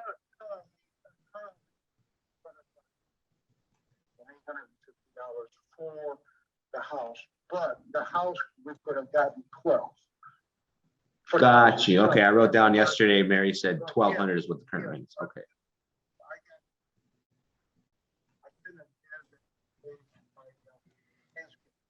So I gave him a break and got his sister in there. So that's why but I could get Section 8 right now in this area. You can get at least as 1340. Okay. For a 3-bedroom. Got you. Okay, and then these tenants, I remember last night Mary was saying that they've been there for about a year, and prior to them getting in, you guys did a little bit of cosmetic work inside of there, correct? Yeah, they had to pass inspection and all that. So it's just like everybody put a new tenant in. The cabin, we had it rented to the same guy for 10 years. He passed. His son took over. In the little cabin, the little coach house. Okay. All right, but like the one that I said, the big house has only been a year, but I had people there who were there for about 6-7 years. Got you. Okay. So if selling this property, are you letting the tenants know that you're selling, and are you selling it with tenants in place, or are you able to get this vacant upon closing? Which is the way we can go, whichever we can go. Okay, so they have a lease. And is it already month to month, or are they still in the lease? The coach is month to month. Okay, and so The coach, I just signed a lease because the gentleman needed a lease to install his utilities, and he had to show a lease, so I made it for 6 months. But the big house, the 3-bedroom, is year to year, 1 year. Okay, and do you know how long they have left on this year? They got up to February. Okay, so 5 or 6 months left. Okay, and if you and I and Mary were to come to an agreement on a number today or sometime this week, how long of a time frame do you need to close on this transaction? Do you need more than 30 days? I have no rush on it. I've had it for 15 changes, you know. Yeah, okay, cool. Yeah, no rush either. I just wanted to make sure that you had the right time. Yeah, no, and I won't rush you. I'm not in a rush either. I have a lot of opportunities to work deals and buy properties, so I'm not here to pressure you or, you know, come in and not make sense with each other. Compensation is try to make a purchase for a sale. Exactly. You know it. I'm trying to be like you, an entrepreneur for the next 50 years, you know, get into some investments and own some businesses. Now, let me ask you, are you from the area or are you out of state? Nope, not from the area. No, I live in Palm Springs, California.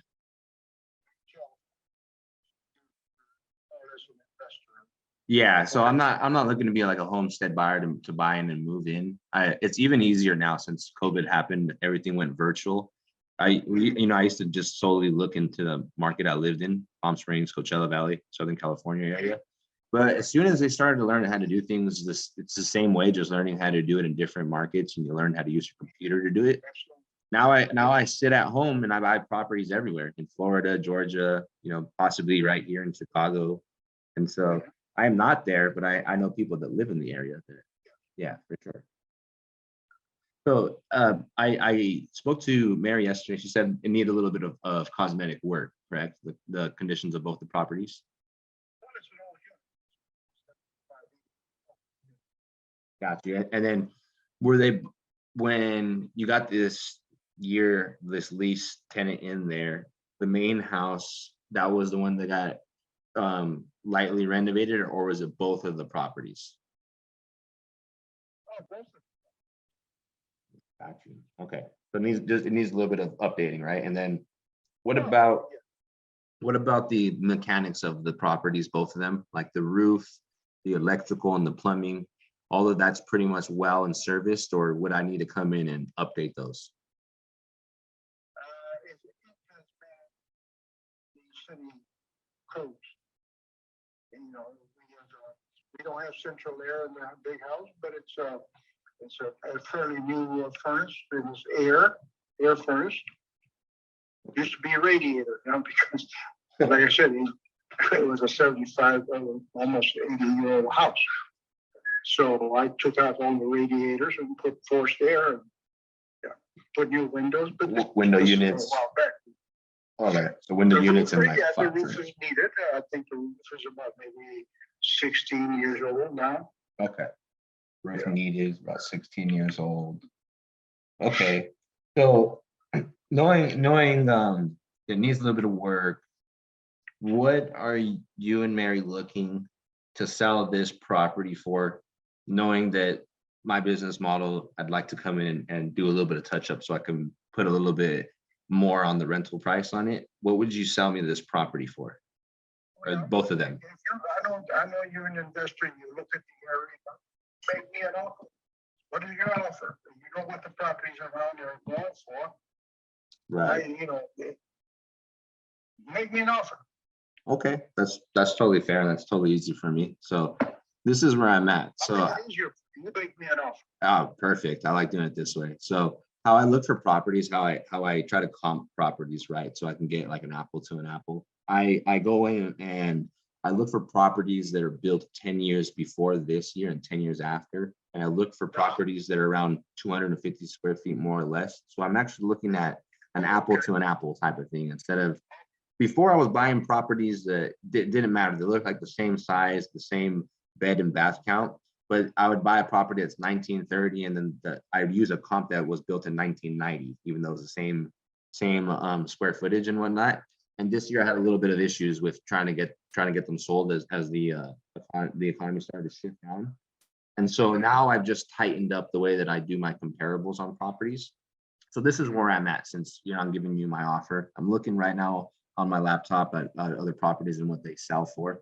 And I see in that area in the last 90 days, I see one property that sold for 89, one for 127 across the street, one for 95, and one for 190. And then the one closest to yours is 36,000. Those are about the five, the most recently sold, meaning with this economy shift, these are like the most accurate numbers for market value. I think somewhere around, you know, if the majority of them are 89 to 120 and 95 and 1 to 190, more or less, it could be in between with both the properties between like 150 or maybe a little bit more is what I think that the market price will be after it gets renovated. The only thing that's going up right now is market interest rates for homeowners.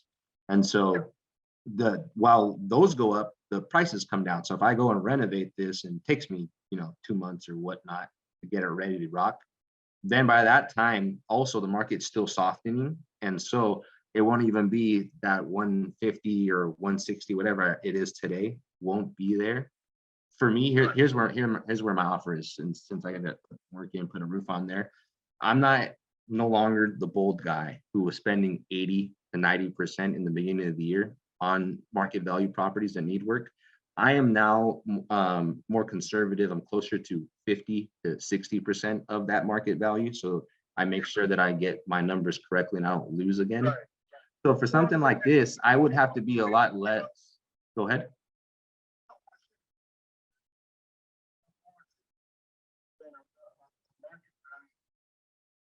That's, you know, you're saying the market value around there is average around like 120. Yeah, this is public information. 6%, then this is not your property. Exactly, and that's why I wanted to just let you know really quick. Yeah, so here's where, just to let you know, just to be transparent, where I would need this to make sense for me, cash, it would need to be closer to like 60 grand, you know, 75 grand, maybe max. Yeah, but you know what? I don't even know if that even is going to work with you. Does it?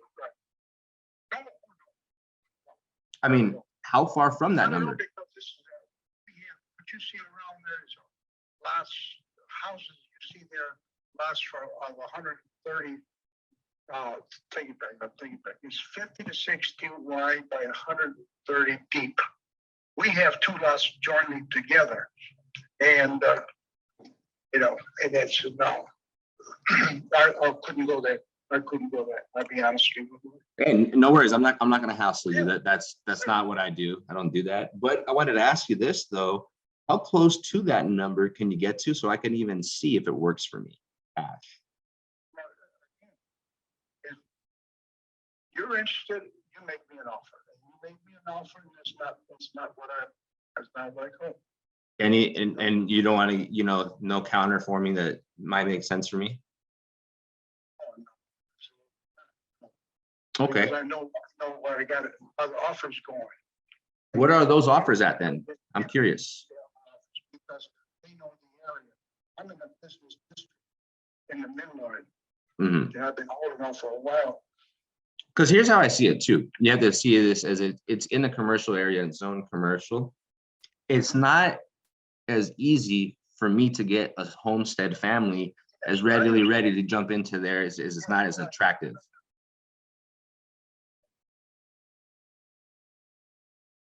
Well then,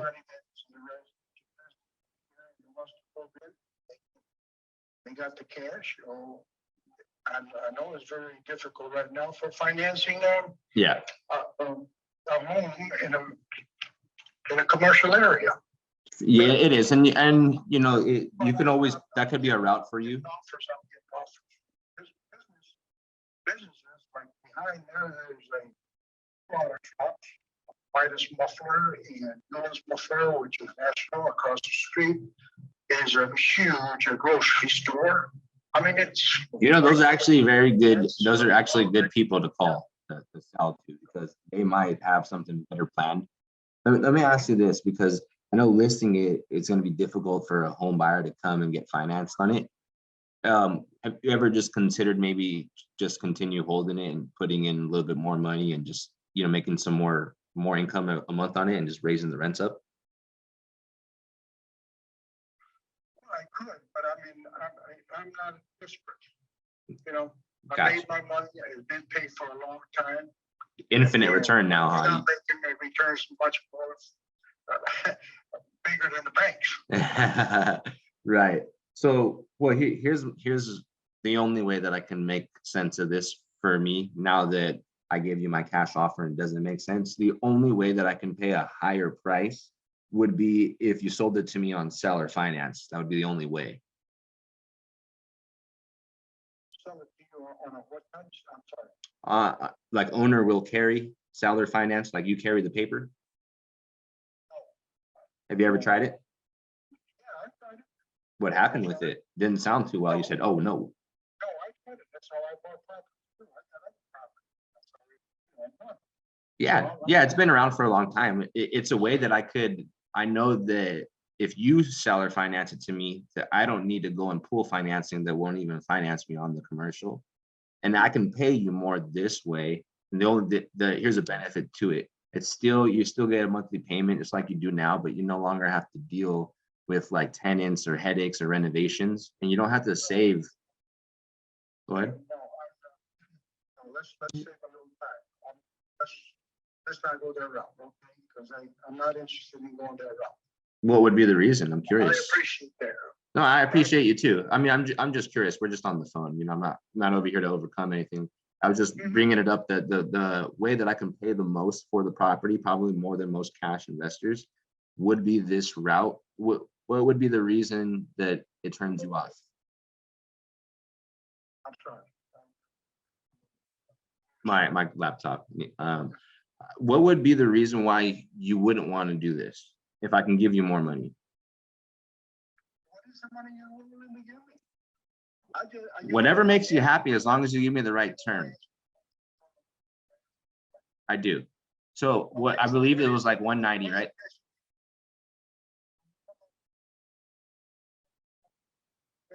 I can go a lot higher.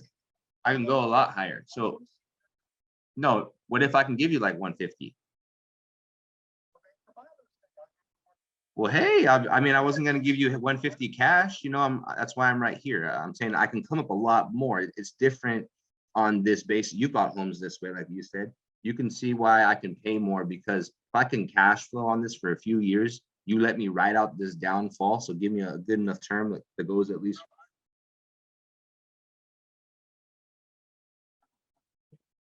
Why not? Why? Because I'm depending. If I'm gonna sell it, I want everything up front. I don't want to stay based on monthly payments or whatever. I'm getting my monthly payments right now from my fruit. So what happens if you can't sell it for 190? I'm just curious. If you can't sell it for 190, what would be your last resort? Just keep it? I'm not looking to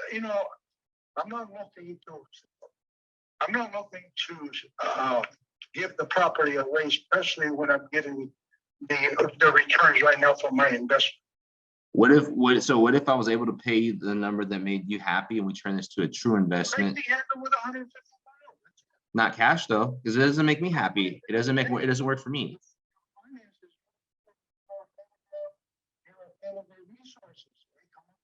Oh, I am. Actually, I have a lot of money to spend, but it doesn't mean I'm a bad financial steward and just throw money away either. Like how you're not willing to.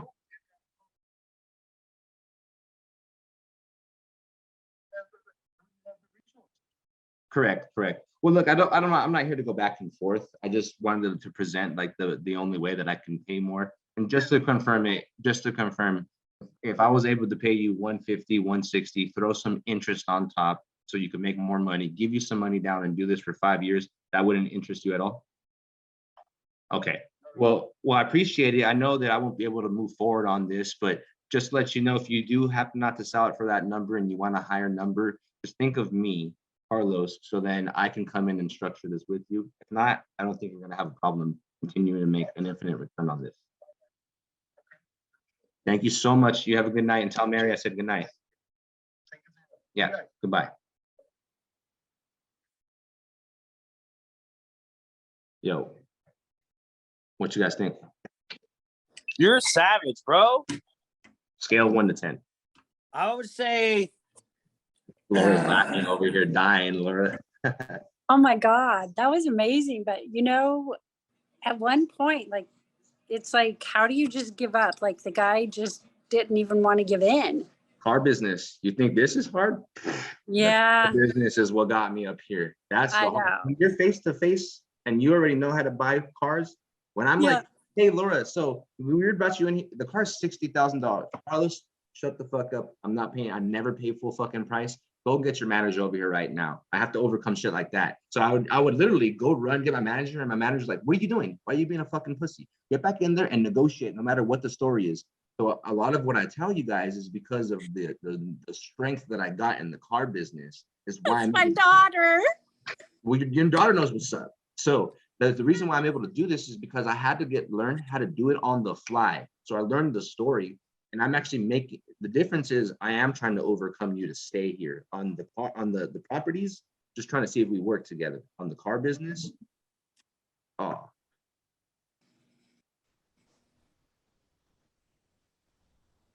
Do you think the guy will come back to you?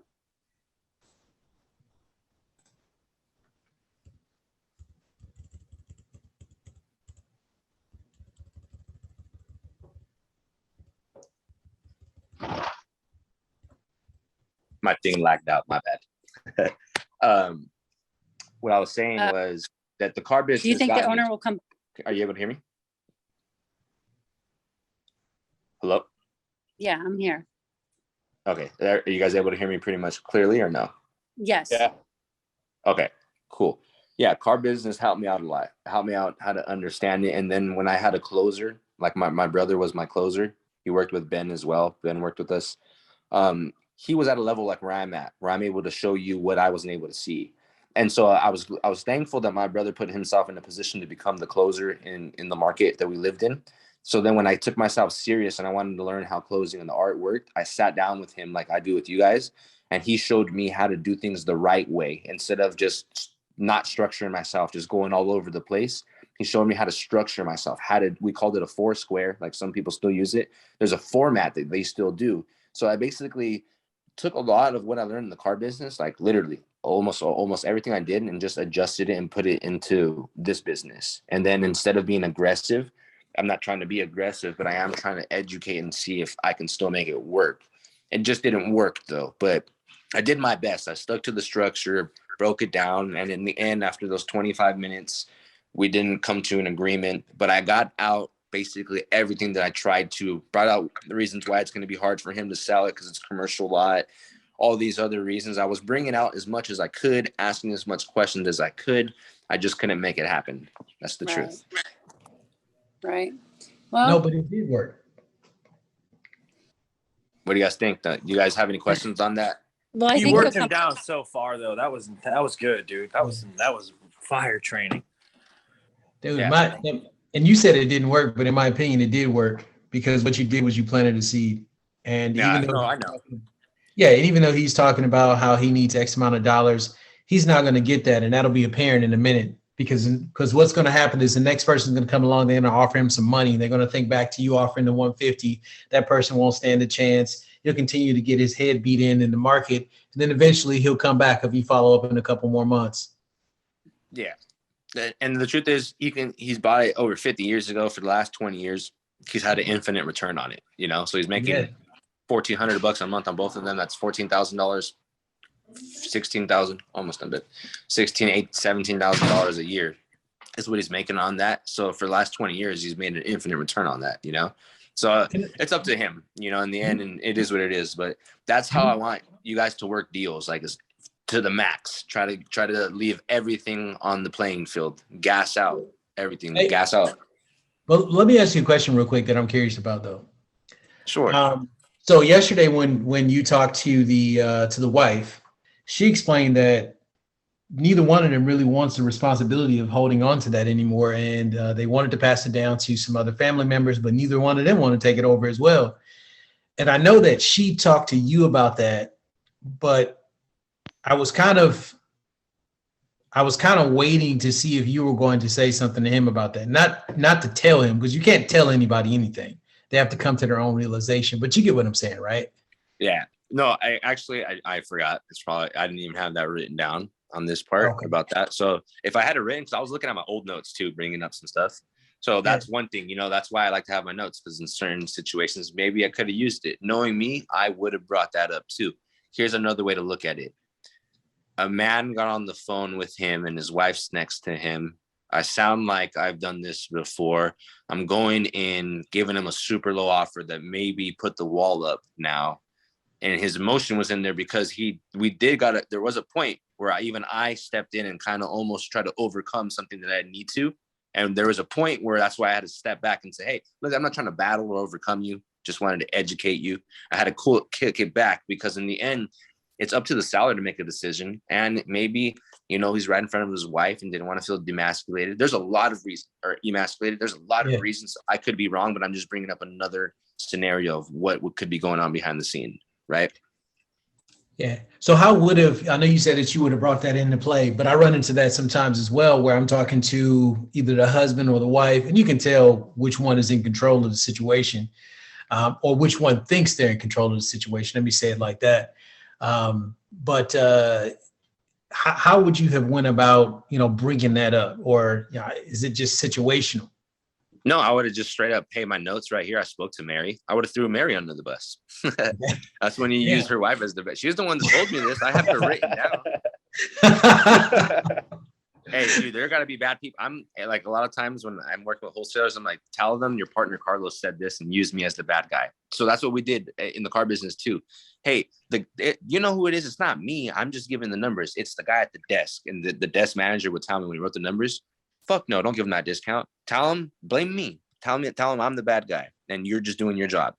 And that's the truth. That's why you want to have a team on your place, because you can call, hey, let me have my acquisitions manager call you. So he can repeat the same shit you just said. And because he's an acquisitions manager, they're going to go ahead and sign the deal with you because they seem authority. Literally, I had my brother come and close the same negotiate. I learned to close like he did. So I would actually be good enough to close, but sometimes they didn't want to close. And then the closer would come in and then say the same exact shit, especially the same thing, because I learned from my brother. So I knew how he responded to questions. So, I would copy and paste them so much that I knew that I got a deal because he taught me what a deal looked like. And so then my brother would come in and sit down and say the same fucking things. And I would even try to step in there and try to say something. He'd kick me or, hey, shut the fuck up. When you're telling me to come in here, you let me do my thing. But he would say the same shit and the deal would close. And I'm like, what the fuck? And he'd teach me. Some people just need to have a manager come in just to repeat the same thing, to have that authority figure come in just to close it. And it is what it is. It's like a psychology. They spend a lot of money into things like this. Grant Cardone spent so much money. He built himself off the car business and putting training programs for the car business. That's why he's such a beast compared to a lot of people, because he came from a beast fucking sales background and he was good at it. You guys have any other questions on that? Any other, concerns, reasons why I did what I did or say what I say?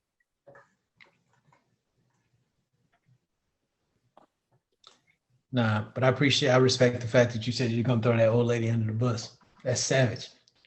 You asked me, and I'm telling you what I would have done on the fly. Yeah, no, but I like it though. I like it because then what would have happened is they would have got on and said, "Hey, why you tell him that? I didn't want him to know." So now be quiet. Cool. Hey, they'll come back around. I guarantee you. Yeah. Tomorrow, my lady made some food right here. She's already pissed that I haven't came out of this damn office. I'm like barricaded myself in here. But I'm gonna eat some dinner, guys. I got to do a couple proposals tonight, so I'm gonna call a little bit early. Tomorrow we'll get in here and we'll start crushing out like live calls right off the bat. So we have like 2-3 hours of me actually calling live. I'm gonna structure where I have 10 deals to call or whatever, follow up or live calls from you guys. So if you guys have any deals you guys want me to work on from today to tomorrow, line them up for 3 to 6 p.m. Pacific time, and let me do my job. We'll close them, and either if we go creative, I'll buy them, or at least have the first right to buy them, and then pay you guys, or we split some type of deal. But let's make it happen, okay, guys? Thank you. Thank you guys for jumping in Good here. night. Appreciate you guys. Have a good night. Good night, Thank you, guys. Good night, Hey, everybody. guys, don't forget to jump in Good and night, do y'all. role plays. So yeah, I'll see y'all in the morning. Yes, sir. No, you already know.